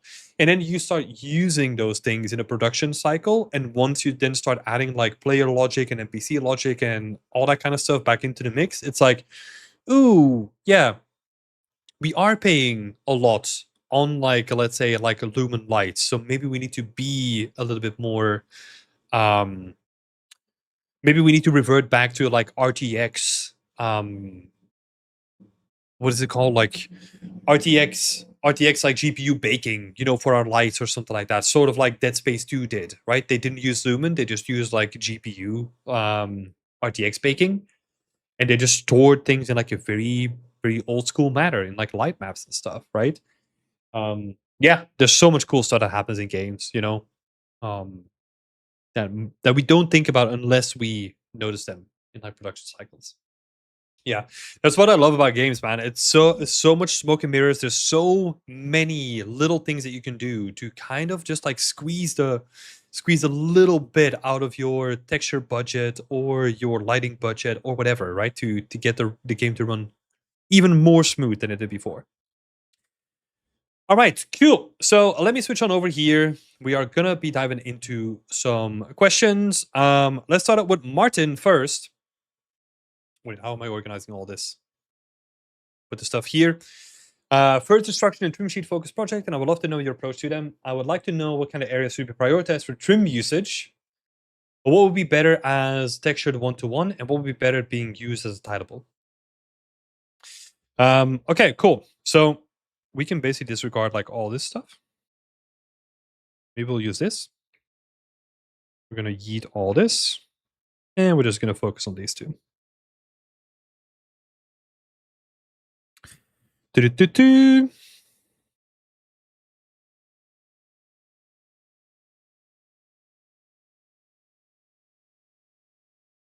There's going to be a combination of a lot of different things in this scene, by the looks of it already.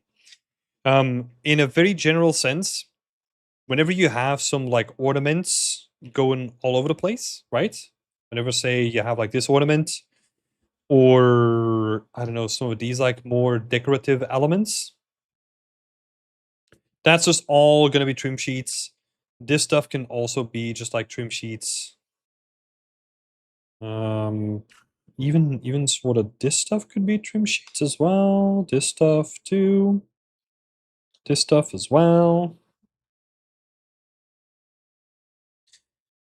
Right, to kind of give you an idea. And then basically everything in between is just gonna be tidables, right? So all this kind of stuff is coupled together from trim sheets. And then the rest of it, the interior, well, not this interior, but let's say the interior of these pieces, that's all just gonna be tidable. This stuff is probably gonna be a tidable as well.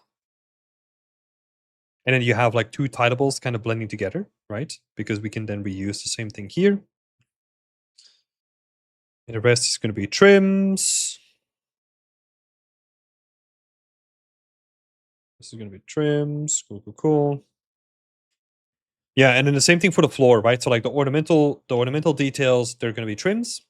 And the rest of it is just going to be tidable textures. Same thing here. This is going to be like a tidable. Same thing here, tidable. And then for the rest of it, honestly, you can make a lot of this stuff just also out of trim sheets if you wanted to, you know? You could potentially split things up into trim sheet here, trim sheet here, trim sheet here, trim sheet here. And then again, the rest of it is just going to be tidable for like filling up like the big sections in between.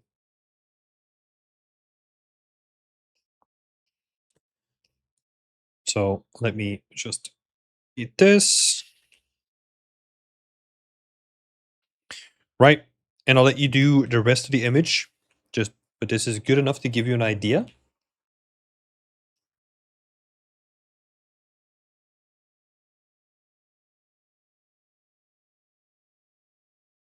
Trims. And then the other bit is going to be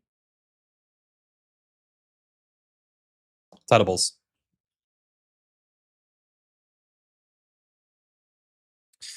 You mentioned things that are expensive with new feature techniques. What makes things expensive? The time spent on developing the game to pay the artist or specific technical hardware costs?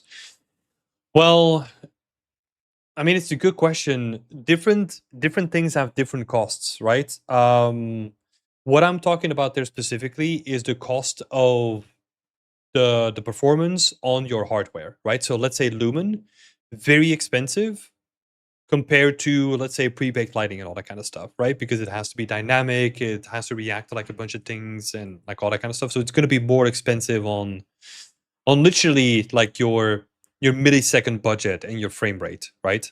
The thing that people care about. So that's what I'm talking about in that context, very specifically.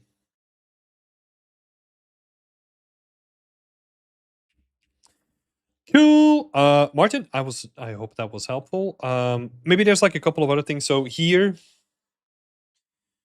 this would be a combination, probably just like a bunch of rocks, you know, like, okay, let me make it a bit more feasible here.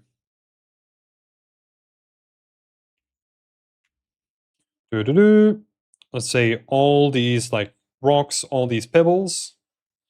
That is honestly just gonna be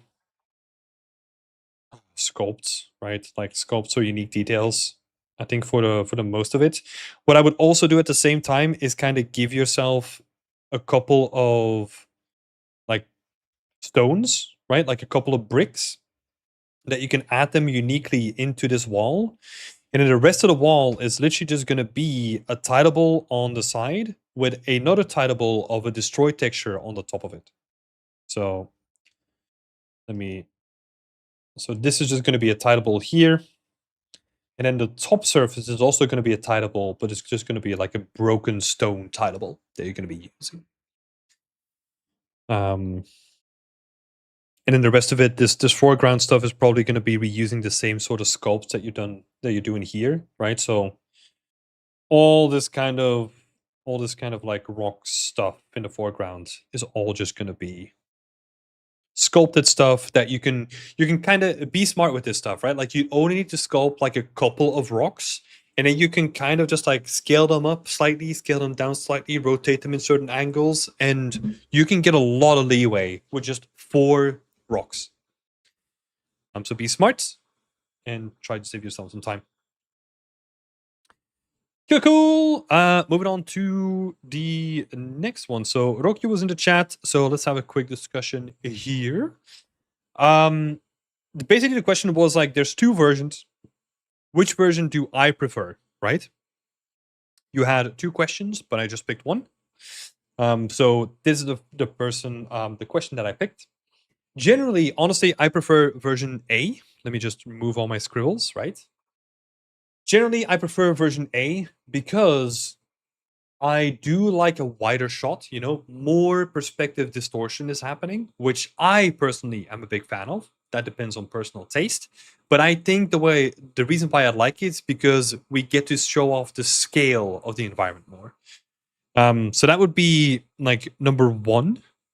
There's also less tangents. With tangents, I mean conflicts of like stuff that is close to the edge of the frame, but it's still clipping. This is super annoying, this kind of stuff.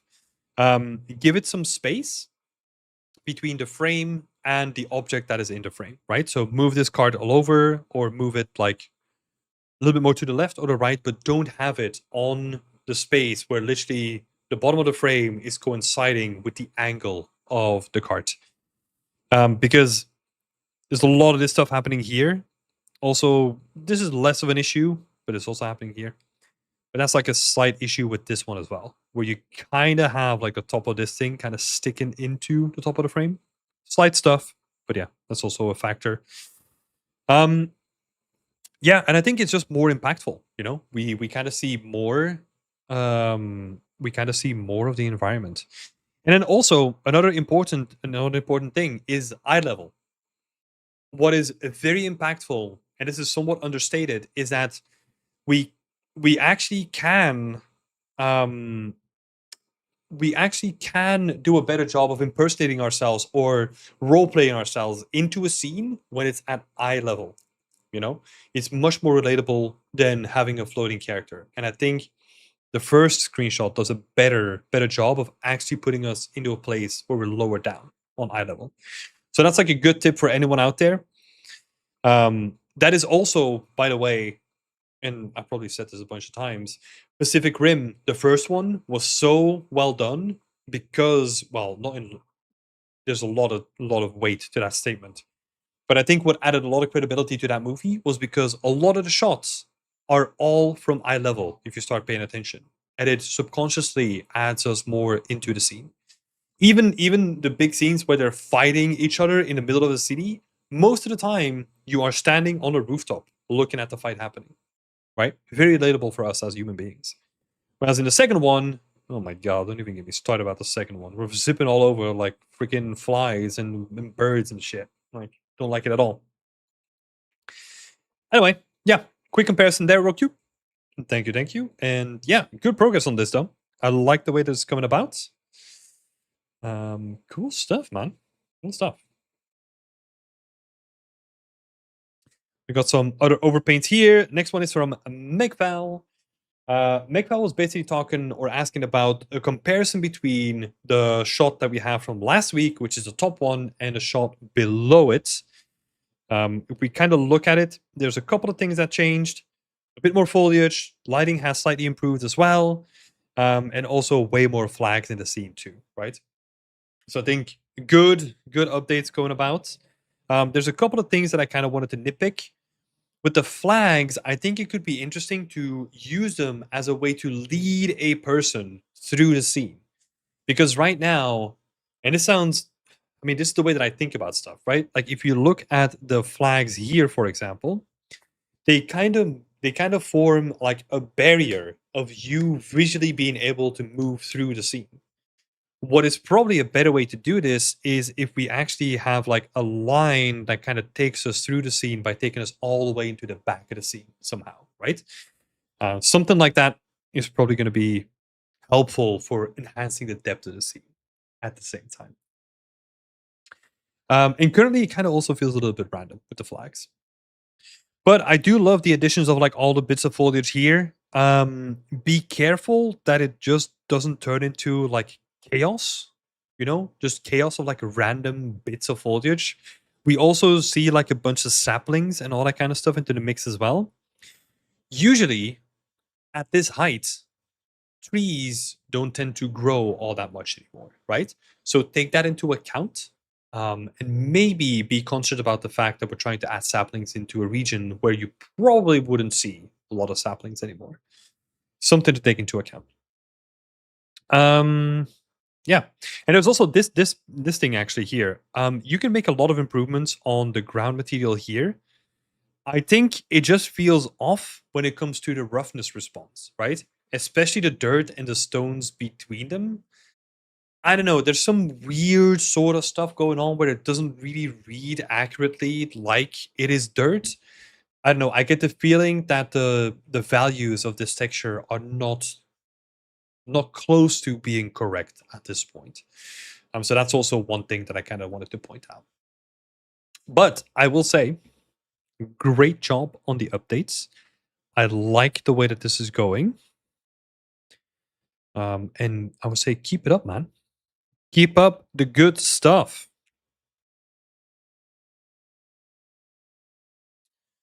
Mm-hmm. Kapran is saying this will be good stream sheet practice. Yeah, we're talking about the first person, right?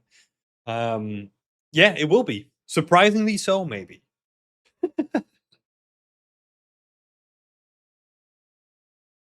Dun, dun, dun. Hold on, let me send a quick message here.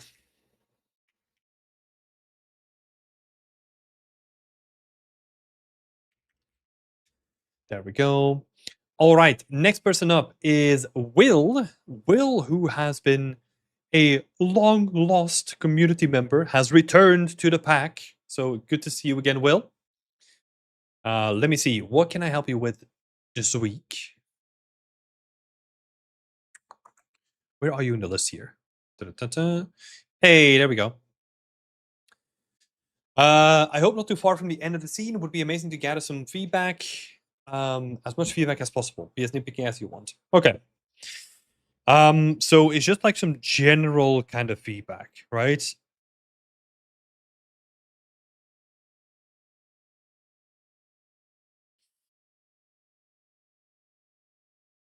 Cool. I think first of all, I think you're doing a fantastic job with the scene, right? We're getting a lot of really nice influences kind of working together, which I really like. My first question would kind of be, where are you trying to guide us, right? And maybe that comes down to color and lighting balance.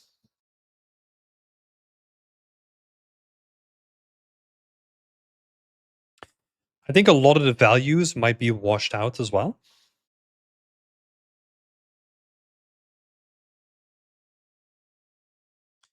Are washed out.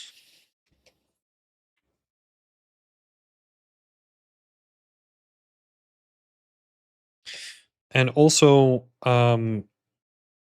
more focus, yeah, focus on the focal point. Let me explain these two.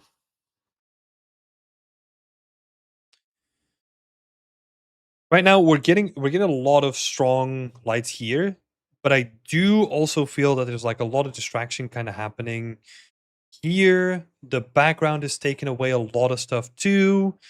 And I think that is going to become somewhat clear if we, let's say, do this, and then we do black and white. And you can kind of start to see. Oh, I think I got the wrong one in there. Which one is it?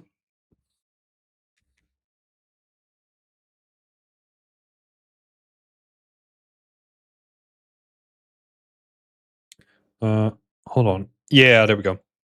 You can kind of start to see that we're dealing with like multiple bright spots, right?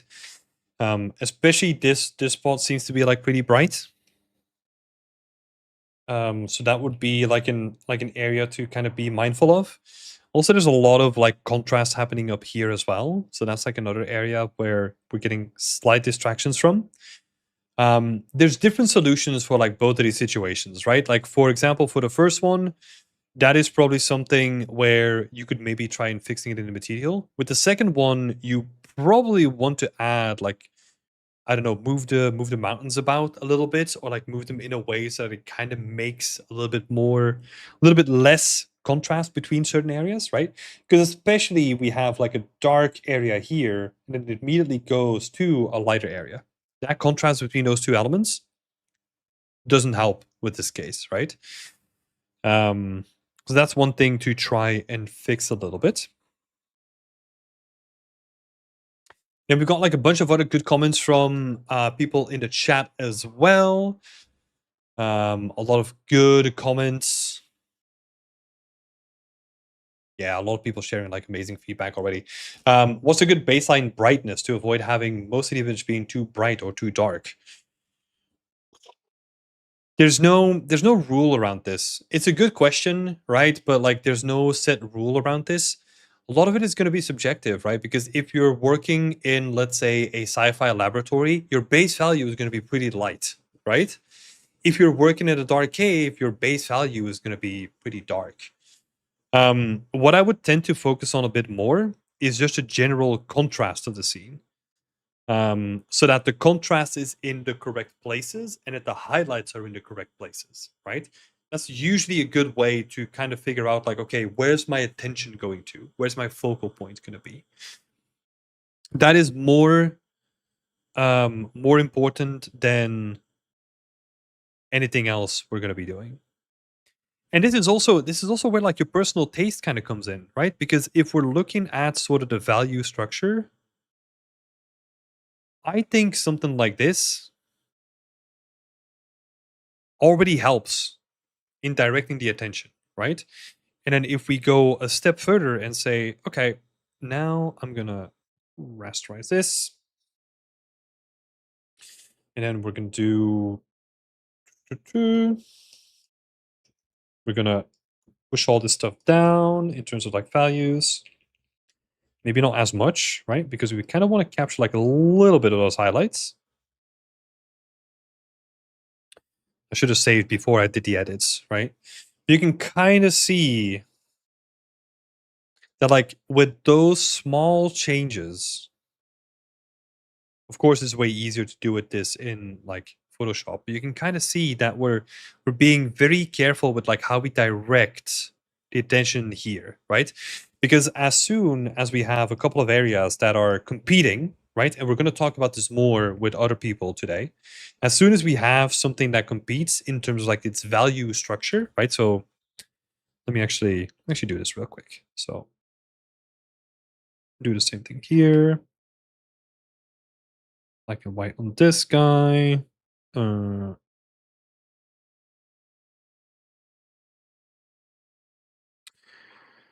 Give me a second. So yeah, it is that guy. I do want to make a comparison here because I think it's pretty important. So you can kind of see the difference, right? If I remove my scribbles again, you can kind of see the difference between the before and after. The before felt that like 3 of those points were kind of competing with each other. And then you just have to pick, like, okay, I have 3 of those bright points. Which one do I actually want to take most of the attention, right? So the only thing I did is like increase the contrast between all the elements slightly to already help us with a baseline, right?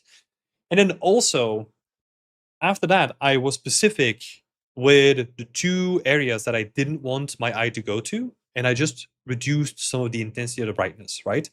Whether that is through changing the texture or putting something in its place or whatever, this can be helpful. But this is the before and after, right? So you can kind of see what that's doing to the entire scene. So before and the after. Before, after.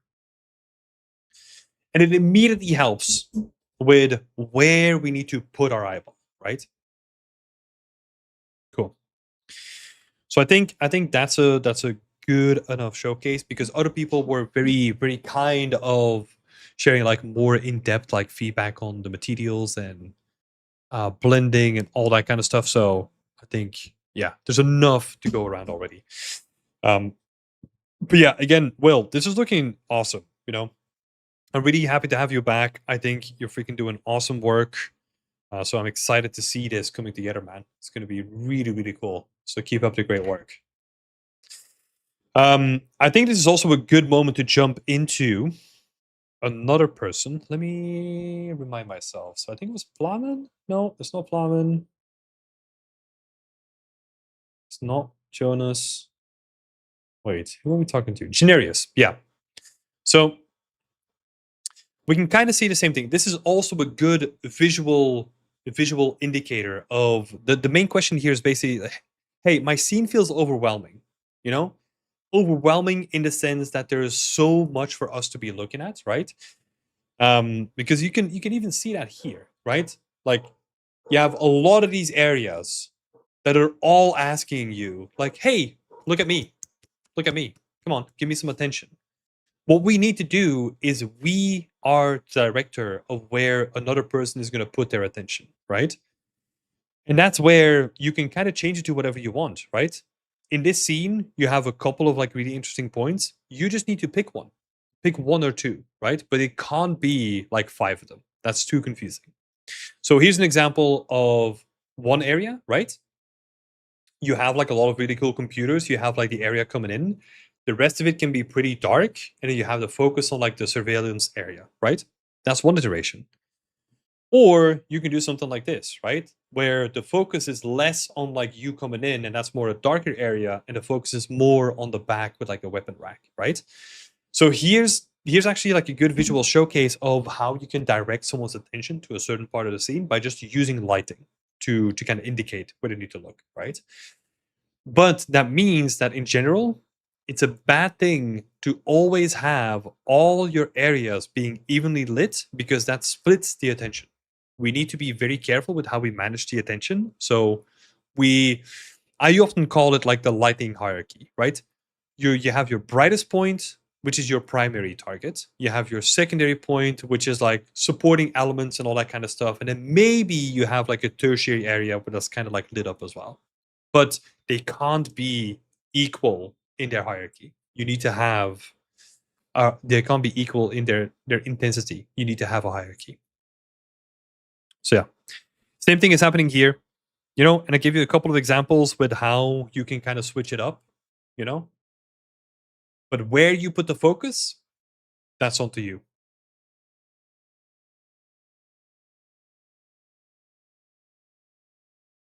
Let's see, and let's do this one as well. So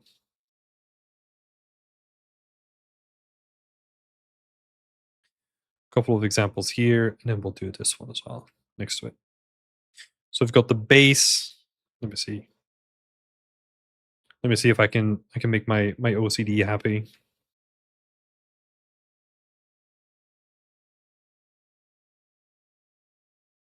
There we go. Then we could do something like this, where it's like option A or option B.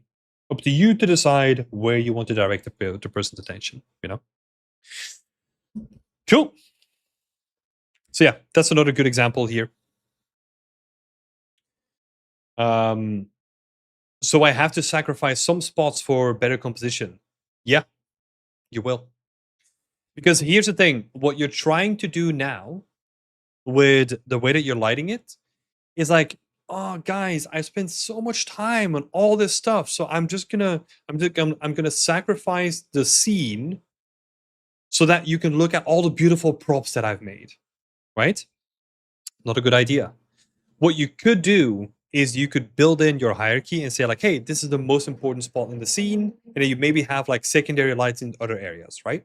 That could work. But then I would do it like, hey, here's my scene, beauty render, cool. Have a couple of detail shots that focus on the other areas as well. That's a better way of doing it without having to sacrifice your main composition and try to do everything all at once. You just carve them out into like little separate areas with a different camera and present them that way. Because then you can start tweaking them individually, you know? And that's probably a better way of doing it. But yeah, whenever you're making a scene, the scene comes first. You can't have a scene that is just going to be an asset showcase because then we're literally just talking about a museum, right? And museums oftentimes have like really boring lighting or like really overwhelming lighting. What do you think about the overall props on the tables? Are there too much props or does it make it too noisy? One question.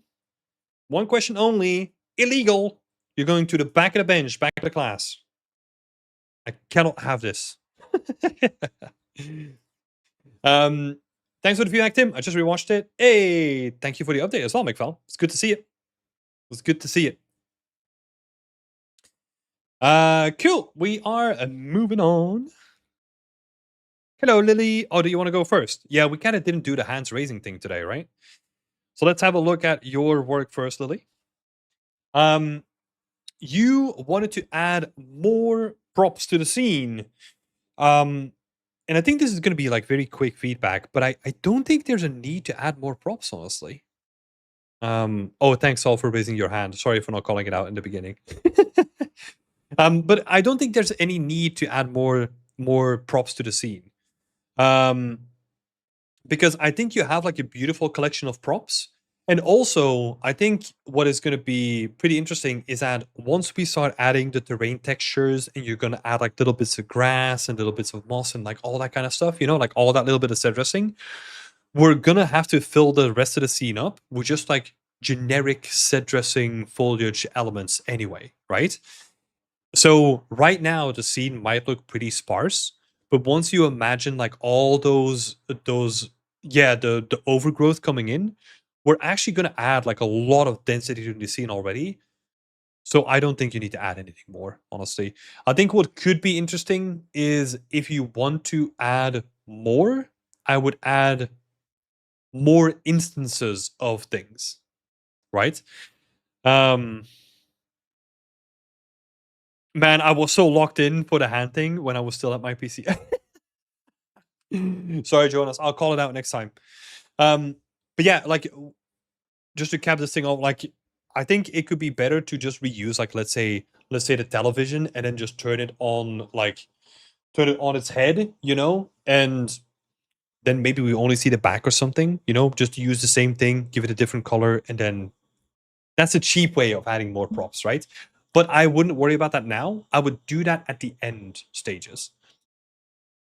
That's what I would do. Because like I assume that like textures, small bits of foliage, rocks, pebbles, etc. will all fill the scene anyway. So I think you're in a good spot. And honestly, with this kind of stuff, well, normally I'm a big fan of going overboard and then cutting things, right? I think with this specifically, and especially for the stylized kind of style, I think there's a real elegance in kind of keeping it simple for a long time until you then feel like you need to add something, right? But like usually there's a beauty in keeping things simple. Cool. Thank you, Lily. Great little update. I love all the old tech coming in. Makes me feel like a child again. Oh my god. The old CRT monitors. Oh. Okay, side note. Can't stop myself. I went to an old video game museum in Poland. It was an awesome little video game museum. It was like self-funded. It was like an old little lady kind of running it, and she had like a bunch of like old TVs and like old consoles. She had like Donkey Kong with like the actual drums like still that you could play and stuff. It was really fun. What I was surprised by is how freaking loud it is. Because just the buzzing of the televisions, it was so loud. Oh my god. I completely forgot that like TVs actually made like a lot of noise. And I live with those things. So yeah, that was really surprising.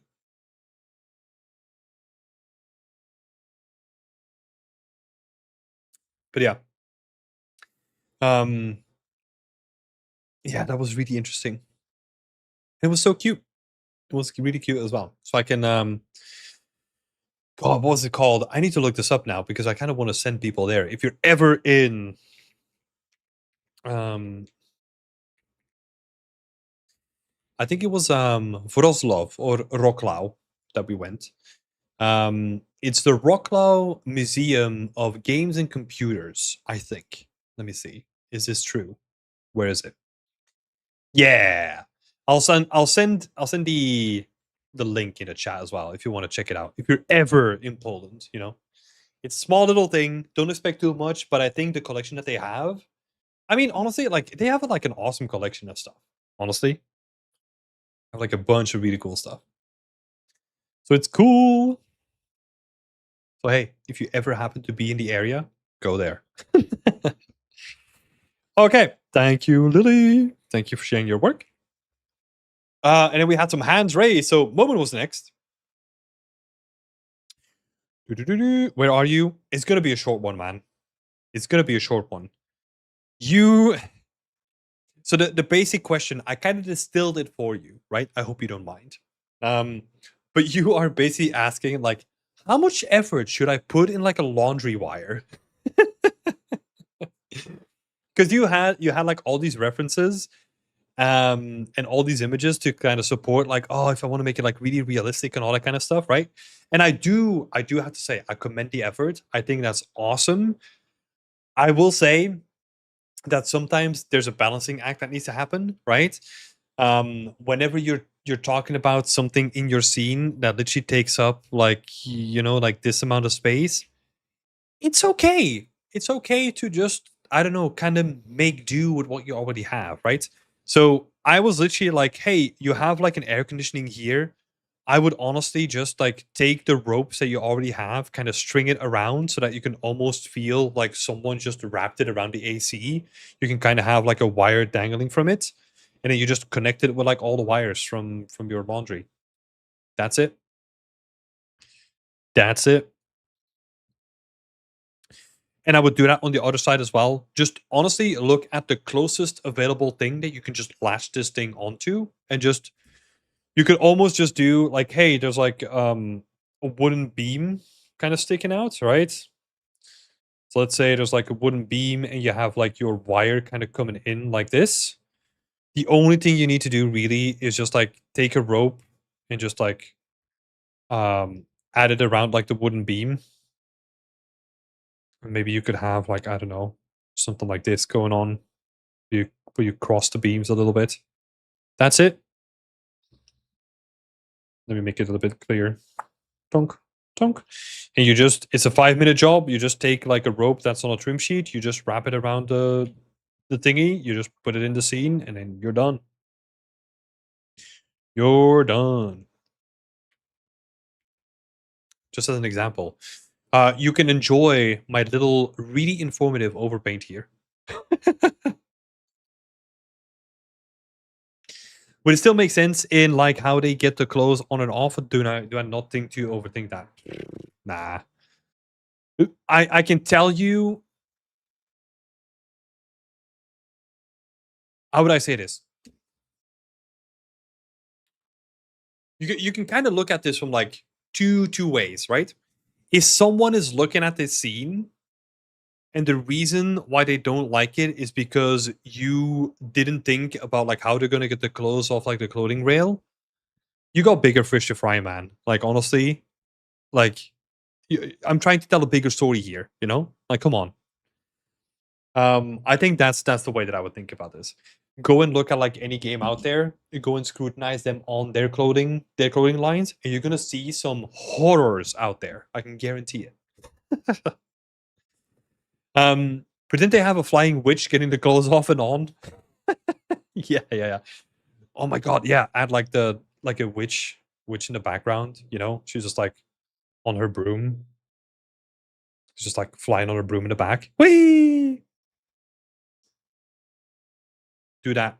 Have like the full moon come out and stuff. She's flying around like the full moon. Let's go.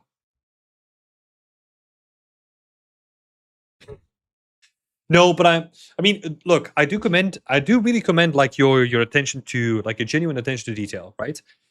Um, I think it's honestly, it honestly matters if, let's say, if the whole scene was this shot, right?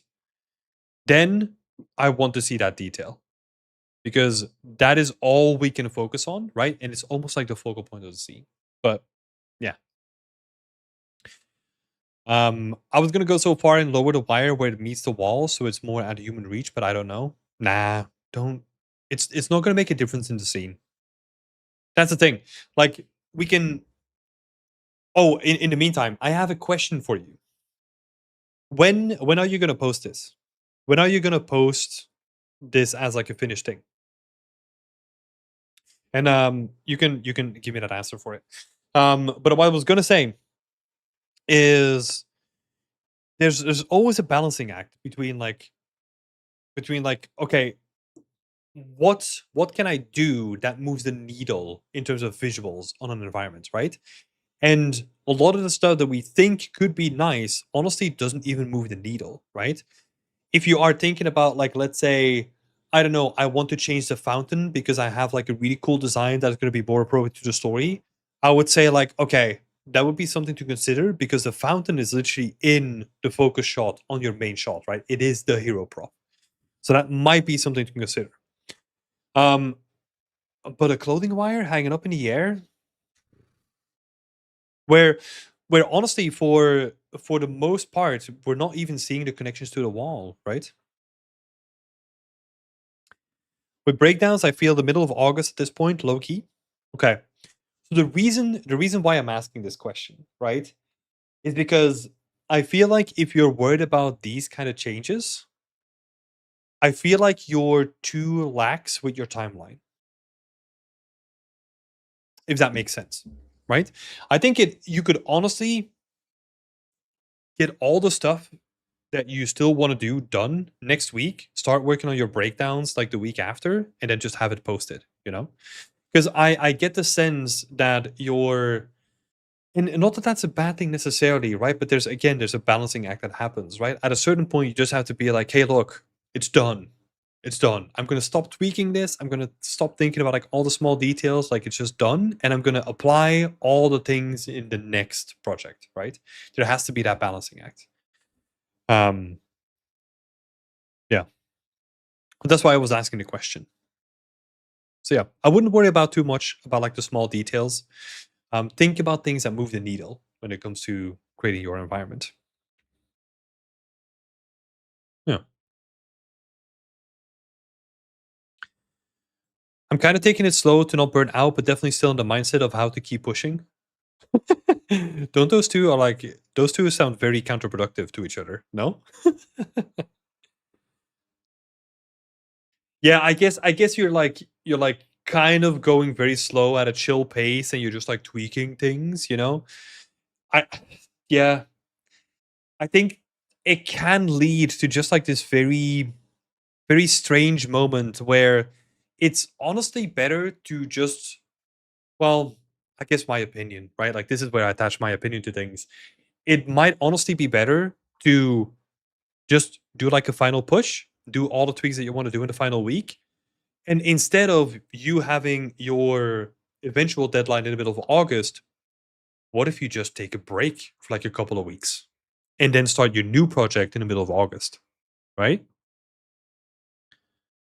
I think that's also a more effective way to not burn out because now you finish the project and it's done, right? Give yourselves a couple of weeks break, maybe come back to it, do some like final tweaks to like the post processing and stuff, like really quick edits, and then you can do whatever you want to do next, right? Like applying for jobs and all that kind of stuff. Yeah. A break? What is that? Yeah, I know. You preach to the choir. I am what is the saying? Shit, I can't think of the saying. But yeah. I mean, yeah, well, I could use that advice. I mean, I've gotten better over time with this, honestly. I take a lot of breaks now. I don't feel any guilt when I'm gaming. I play like 1 or 2 hours a game, like 1 or 2 hours of a game like a day, which is like way more than I've ever done. So I can't really complain about that anymore, honestly. But it is healthy to take a break. I'll say that because honestly, my most successful projects are after when I took a big break or I took a big break like somewhere in between the project. Just because it allows you to recharge and come back with like renewed vigor and new ideas that are going to make the project way better. Because what happens sometimes, well, what happens all the time, honestly, if you just work on a project day in, day out, you put blinders on yourself, right? And at a certain point, you kind of lose track of like what's even good or what's not good, right? Yeah. I will see. Not sure if I will take a break for the environment and then come back. No, you don't have to, right? I kind of want to be done with it. That's 100%. I 100% agree with that choice. I have never gone back to a project. I am also in the same mood when it comes to that stuff. And yeah, definitely take your time with the breakdowns. I think that's the final push, like really making the breakdowns look all good and all that kind of stuff. And then take a well-deserved break afterwards. Because yeah, it's a marathon, not a sprint, right? Like there's going to be a project after this one and a project after that one, and there's going to be more to come. So yeah, think about that. Brace yourself for that.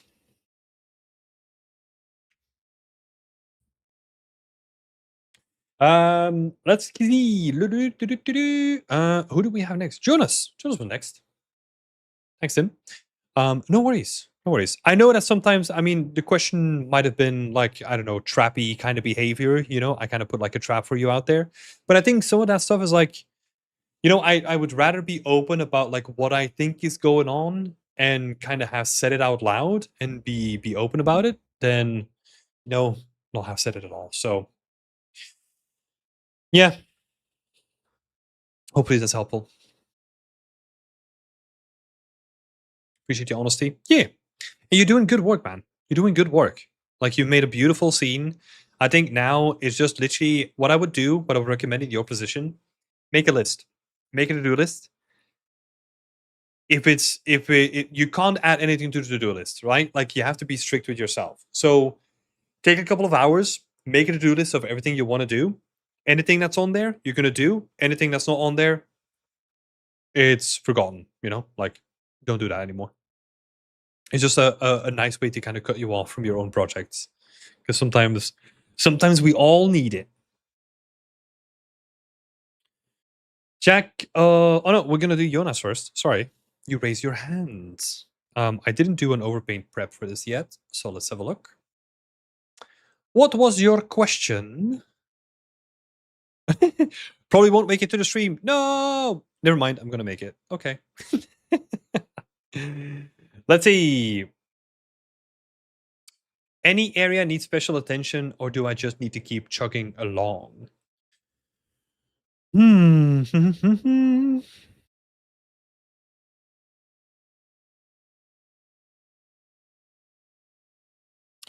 I think honestly, you can just keep chugging along. I don't think there is any area that needs like special attention. I mean, we talked about this before, right? Where this is a scene that is kind of just showing off like the scene itself. It doesn't have a dedicated story or like a dedicated. I mean, it has a story in the sense that it's an environment that's being used as a training area, but that's about it, right? It doesn't have a dedicated story or a focal point necessarily to that point, right? So yeah, that is not something. Honestly, that's not something that you can adjust on the fly when it comes to this, right? So this is more going to be a showcase of your prowess in texturing, materials, assets, and the believability of the scene itself, right? Next time, I would then think about it from the start and add like a story and all that kind of stuff from the beginning. So I don't think that I have like any special recommendations of like, oh, focus on this next or do this next. I think it's just keep trucking, man. Whatever you have in your head, it's it's presenting good results. So just keep doing what you're doing. MSI is saying, off I go, 6 a.m. tomorrow morning. See you folks and have a wonderful evening. Thank you so much for being here, MSR. I appreciate it as always, and have a good night's rest. Cool. Yeah. Nothing to add here, Jonas. Keep on trucking, man. It's looking really nice. Sorry that you had to wait for that. Like, I apologize for not doing the hand raising in the beginning. That could have been way shorter for you. Cool. Jack of Diamonds is asking asking about like the rooftops, right? I remember now. So I guess there's like two questions, kind of cheeky. I mean, you're definitely we're spicing things up today. Yeah, definitely. I guess you're asking two questions, but one of them is actually going to be answered by the PDF. So I'll jump to that question first.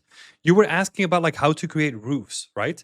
I actually have a dedicated page on that exact question in the PDF. So if you download the PDF, you can browse through it.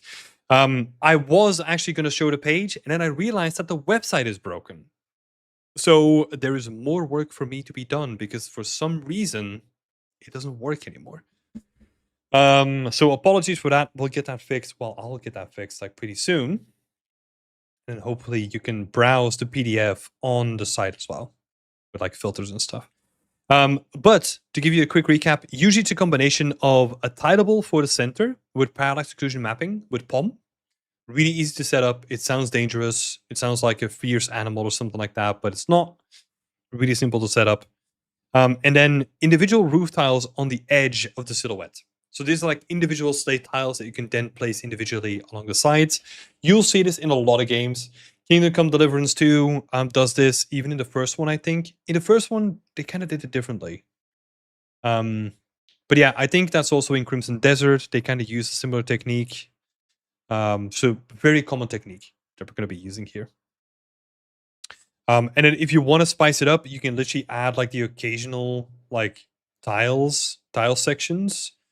And you could even, what you could also do with this technique is, let's say you cut in a hole and then you have like individual tiles that you can lay on top of the hole to kind of make it feel like, oh, like this house kind of got destroyed, you know? It doesn't have to be this big of a hole. It can be a smaller hole as well, but it gives you a lot of flexibility, you know? Once we have this, the system works wonders. And then the second question was basically about like, hey, I'm struggling with making the roofs like really modular. And it's very simple. Some things aren't meant to be modular, right? Like you want to have like a nice unique curve on your rooftops. Don't make it modular. I know that it's like a very traditional technique to kind of make everything as modular as you can. But I think nowadays, especially nowadays, where there's more geometry budgets, we can be a little bit more loose in the way that we apply modular kits and stuff. Make it unique, you know? Make it modular where possible if you want to have reuse, and then make it unique where you need to, right? I think there's nothing wrong with that necessarily. And I think it's it's always a balancing act between, if you make something modular, you could make this modular, but then you're going to lose out on the flexibility of the modular kit, right? So you're always putting yourself into a corner, whether you like it or not. And I think the easiest thing nowadays is just, okay, pick a couple of areas where you put some unique detail into it, and that's going to help you with making the modular kit feel more unique as well. It's going to be to the benefit of both. Same thing for those sections. You could potentially make the argument that you could probably cut them up into like certain areas, right? So for example, I don't know, this area, you kind of cut that up. But at a certain point, it's like, okay, well, what's the benefit, right? Like I can only swap like 1 or 2 modules. I don't know. It's not that big of a benefit. So yeah, I think it might even be...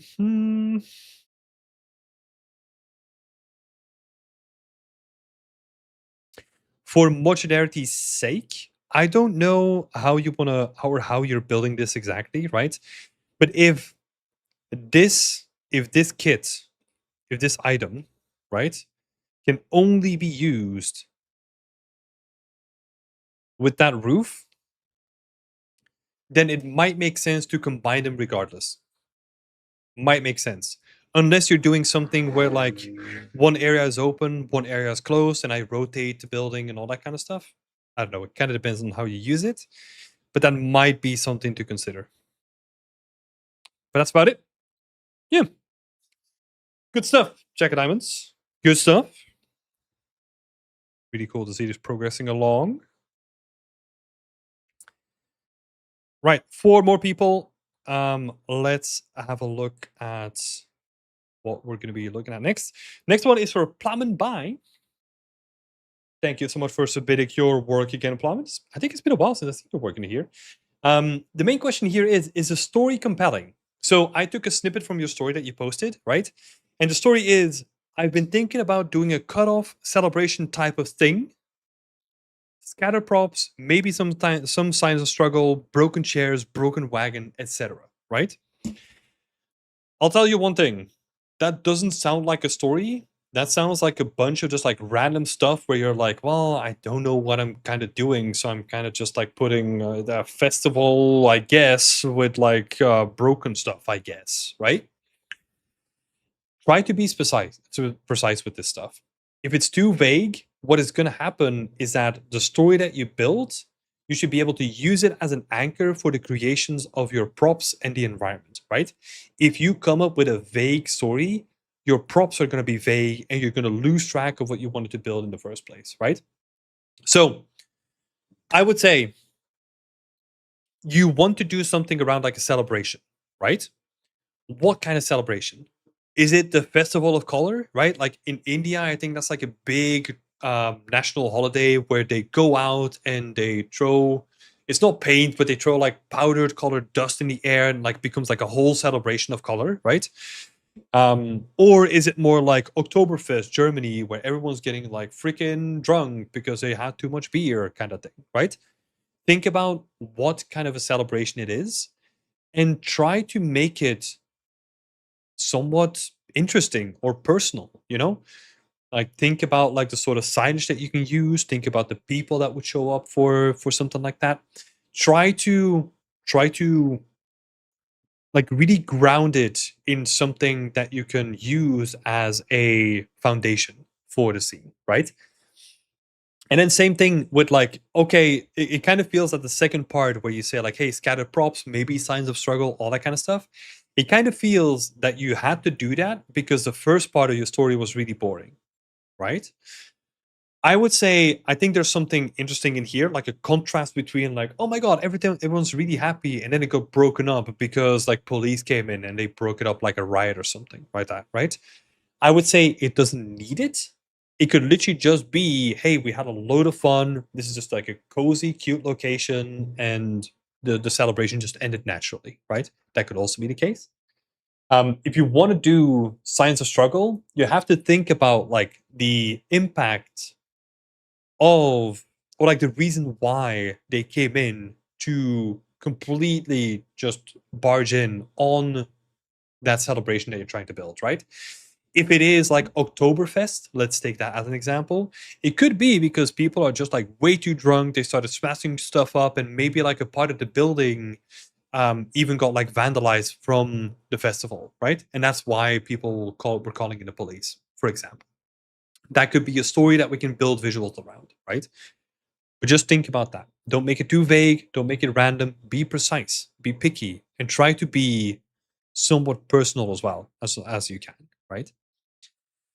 Um, yeah, I hope that was helpful. And think about core elements of your scene, right? If it is going to be Oktoberfest, that's going to mean that we're going to be thinking about completely different type of props compared to the Festival of Color, the one that happens in India, right? Complete opposite spectrum of what we expect in terms of asset creation. Yeah, think about that. Cool, cool, cool. Hopefully that was helpful. Yeah. Help yourself out and make it as concrete as possible. Jonas is saying, gonna fall asleep now. Yeah, thank you for being here, Jonas. You're probably already asleep now, but thanks for being here. Teapot is saying, coming in with some additional feedback requests as well. So let's have a look.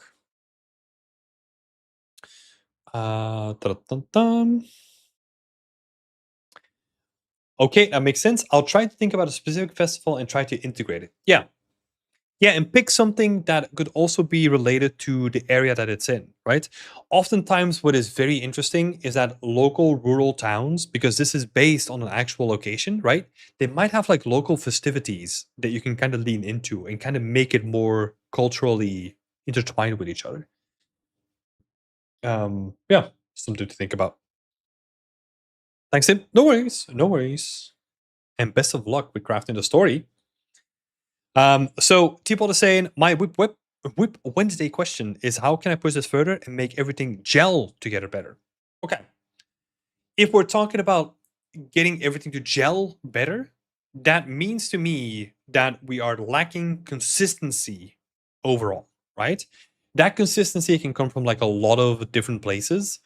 I think what I try to identify is the source of where it comes in here. I think to me, the first thing that I can see is a lack in consistency when it comes to the weathering. And what I mean by that is you have a lot of destruction going on and like a lot of paint peeling and all that kind of stuff on the walls, right? But then you have a bunch of really clean stuff attached to the wall itself. So there's like almost like a pristine looking fireplace, right? Apart from like the soot kind of touching it. But then it is surrounded by a wall that is like really peeling heavily painted like paint strips, right? That's causing a disconnect.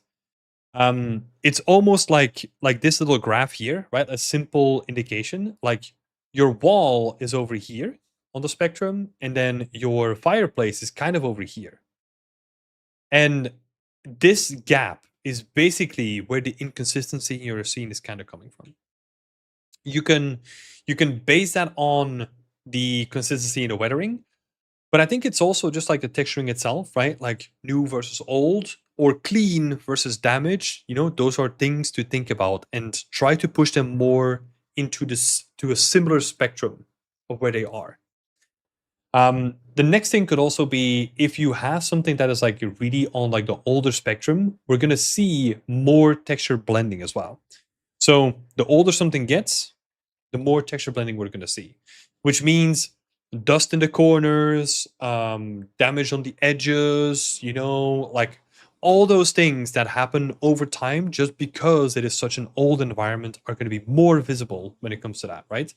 So that means that this clean looking table, just from the surface area, is not going to match again with just like a dirty like wall that we have, right?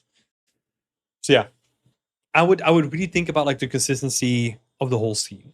Now, I started giving you feedback somewhat later down the line, right, in this project.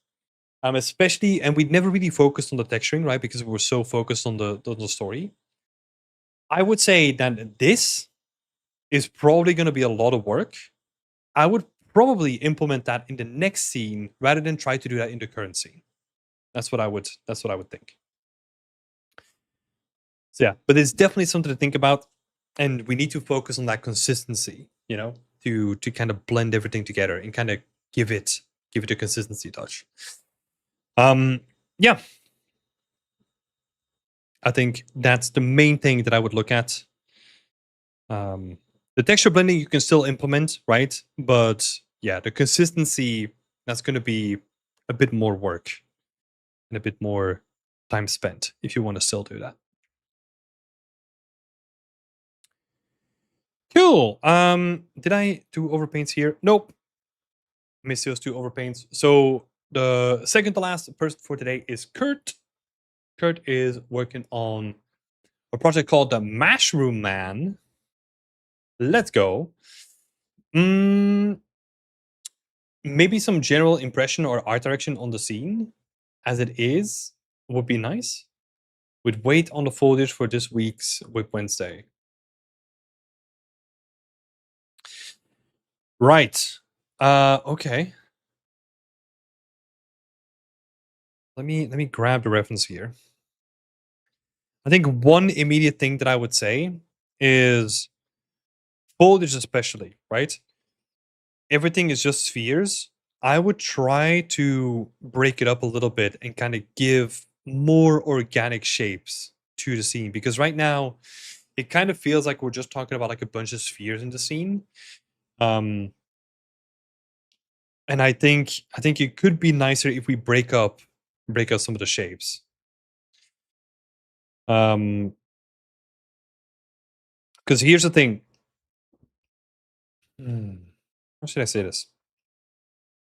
I think if you want to go for very stylistic shapes, right? So let's say like pure spheres and all that kind of stuff. I think that needs to be reflected in every element in the scene, you know? Um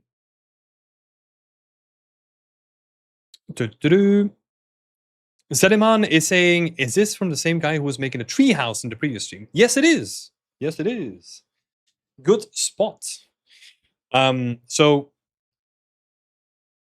yeah, similar shapes. I think the shapes could use like a little bit of breakup.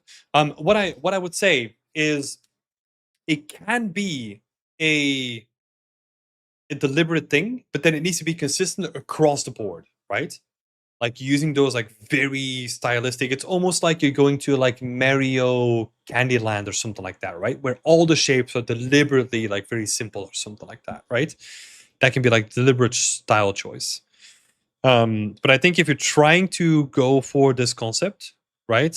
I would love to see like more shapes, more shape variation, and potentially also.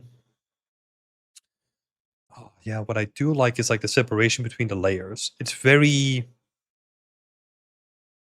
directed, right? Like you can almost see like this is layer number 1, layer number 2, and the same is happening here as well. You kind of have layer number 1, layer number 2, layer number 3. You kind of like a really strong V shape. And you can kind of mimic this by just having like a fog card, just like after this, and then another fog card after this. You could kind of mimic that as well. But yeah. So I would say more shape variation.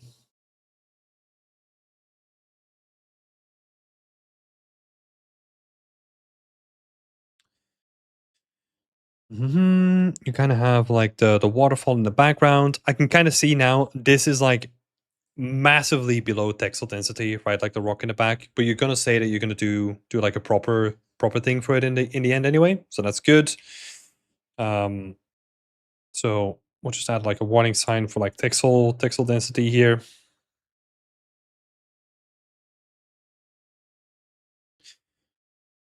Let's have a look. How do they do? Yeah, it's very flat, very pristine, you know? So there's not a lot of things that you can do if you want to stick to the concept. My initial idea was like, oh, we can do like a lot of like really interesting like height variation in the foreground, you know, to kind of make this like foreground like more interesting.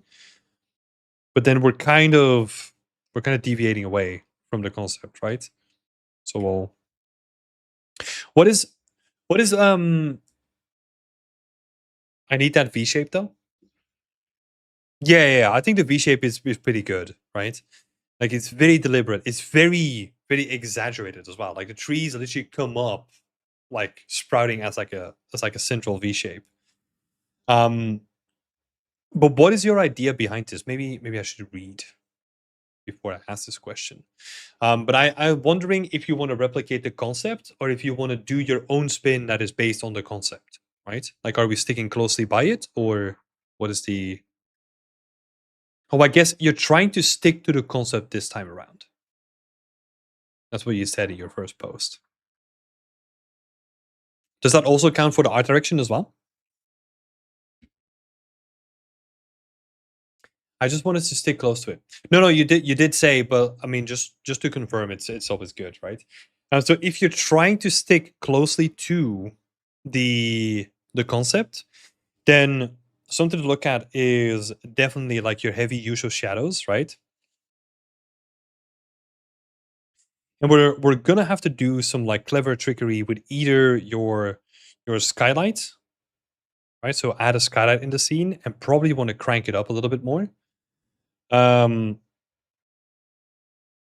Or we could potentially do something in post processing. Oh, there's also another setting. I can't think about the name.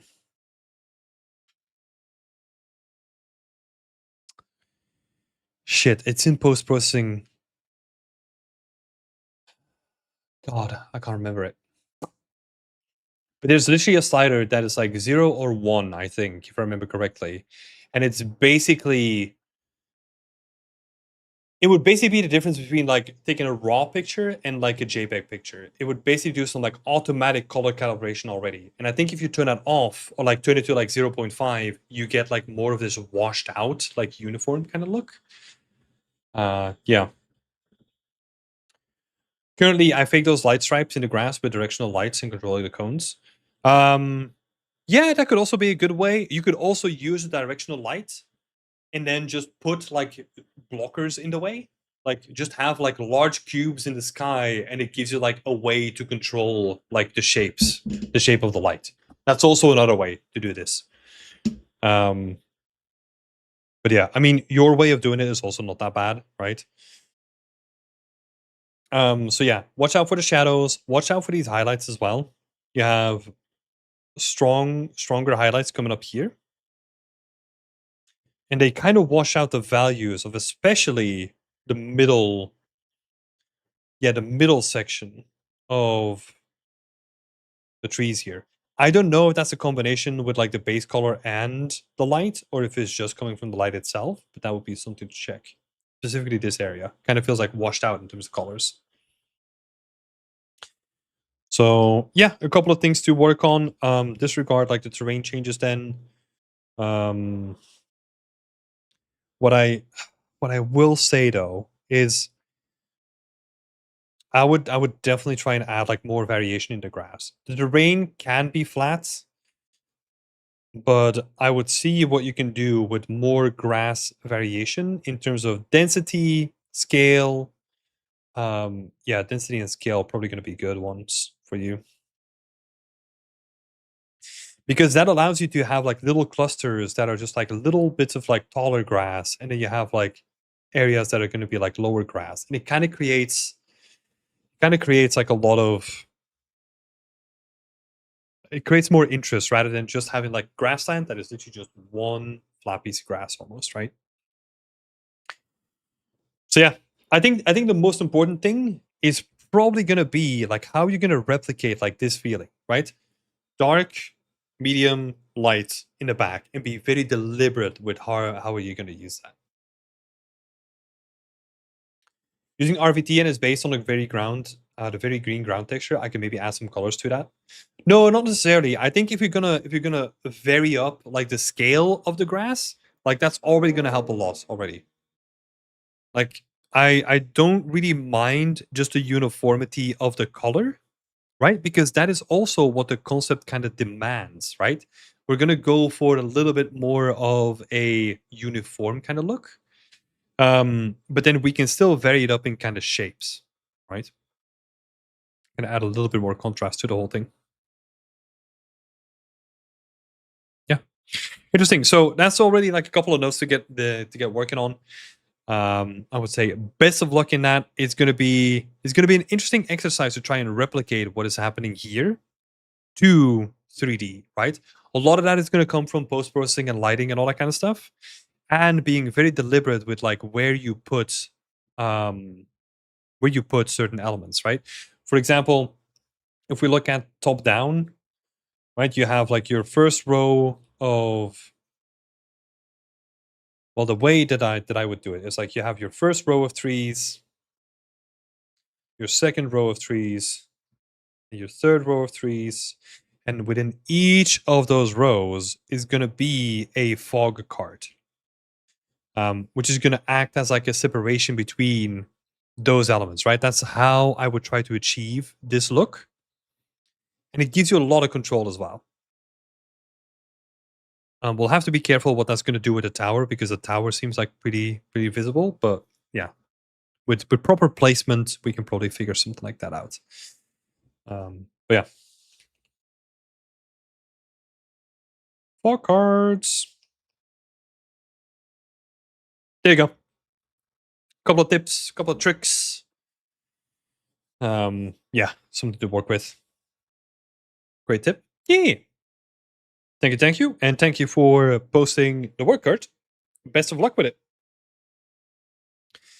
Last but not least, Maddie. Maddie had a quick question. I think it was more to do with the drawer, right? So we have like light on the drawer here, and the question is basically, is that necessary?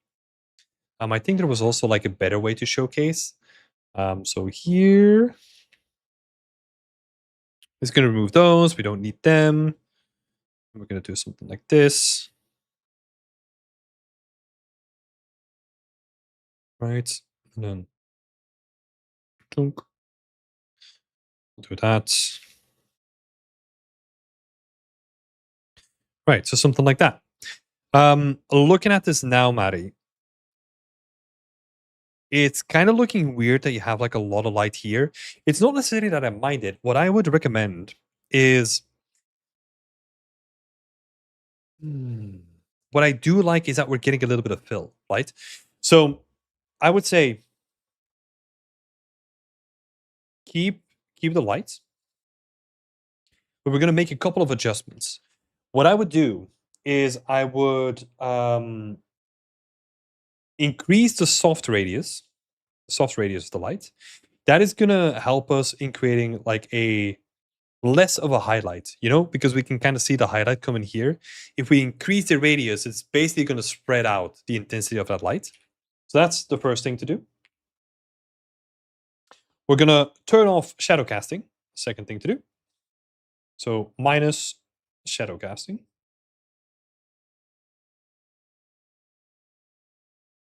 We're going to turn the intensity to something, I don't know, I'm just gambling here.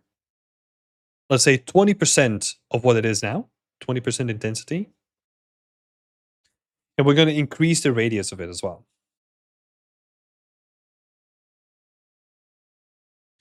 So what that does is it's going to give us a fill light, right? But I want the fill light to be like really subtle, and I don't want to create like any highlights, because what I do like about the fill lights is that it highlights certain areas that are like really dark right now. Especially if you look at the front image, right? There's a lot of contrast going on. I think it might benefit to either have like a skylight, right, for like a global effect, and turn that skylight to like a very subtle value, but that is going to lift up some of the darker areas. That's what a skylight is for, right? It's trying to simulate. It's trying to simulate like an overcast day's bounce light. That's the way that you need to look at it. What we're doing here with having a fill light is basically trying to do the same sort of effect, but on a local level. So yeah, that would be, let's say this will be option 2, right? Would be to keep the lights. I think the first thing to try is use a skylight that is very subtle, but lifts up some of those darker areas. Let's say, for example, let me have a look at the stream, right? Even certain areas like this, super dark, I can't see what's happening. This area, especially underneath this table, and like this area, are all like super dark, right? If we can lift that very slightly, those values very slightly, so that we can recognize what's happening underneath or like around the little cupboard, I think that's going to be nice. So yeah, that's what I would add, Maddie. But overall, I like the way that we're now focused more on the top of the cupboard. I think that's an awesome job. There might still be some tweaking to do, but for example, like watching the intensity of the directional light here, like all these highlights are like pretty distracting. The intensity of the candle is also something to watch out for as well, because it actually is starting to like wash out some of the areas here. And then probably the same thing for the candle up here as well, right? Like it creates like a lot of light and a lot of highlights, where maybe it's better to dim everything down and lean a little bit more on like the light coming from the outside, right? Or the fake directional light that you have above it. So yeah, couple ticks there. Yeah, I think it's already looking way better, Maddie. Now we just need to crank up some of the values, balance things out, and I think we're going to be in a good position. So good stuff, man. Good stuff. And thank you for sharing. And that's it. It's been a usually long setting, so I'm not going to make this any longer than it needs to be. I appreciate you all for your attention, by the way. I know that these sessions get long. I know that it's like really intense. We had a lot of intense talks in the beginning as well, which I actually really enjoy, you know, and I enjoy that some of you enjoy it too. So I'm glad you're here. I'm just going to say thank you once again for being here, and I wish you all a nice and productive rest of the week, and we'll see each other on Friday, because I'll be back on Friday for portfolio reviews. So see you then, and maybe, just maybe, for the people that are still here, would that be good? I would love to do a presentation on Friday for all the portfolio review stuff. I'm not sure if I'm going to make it. Maybe. We'll see. All right. Have a nice evening. We'll catch you on Friday. Bye.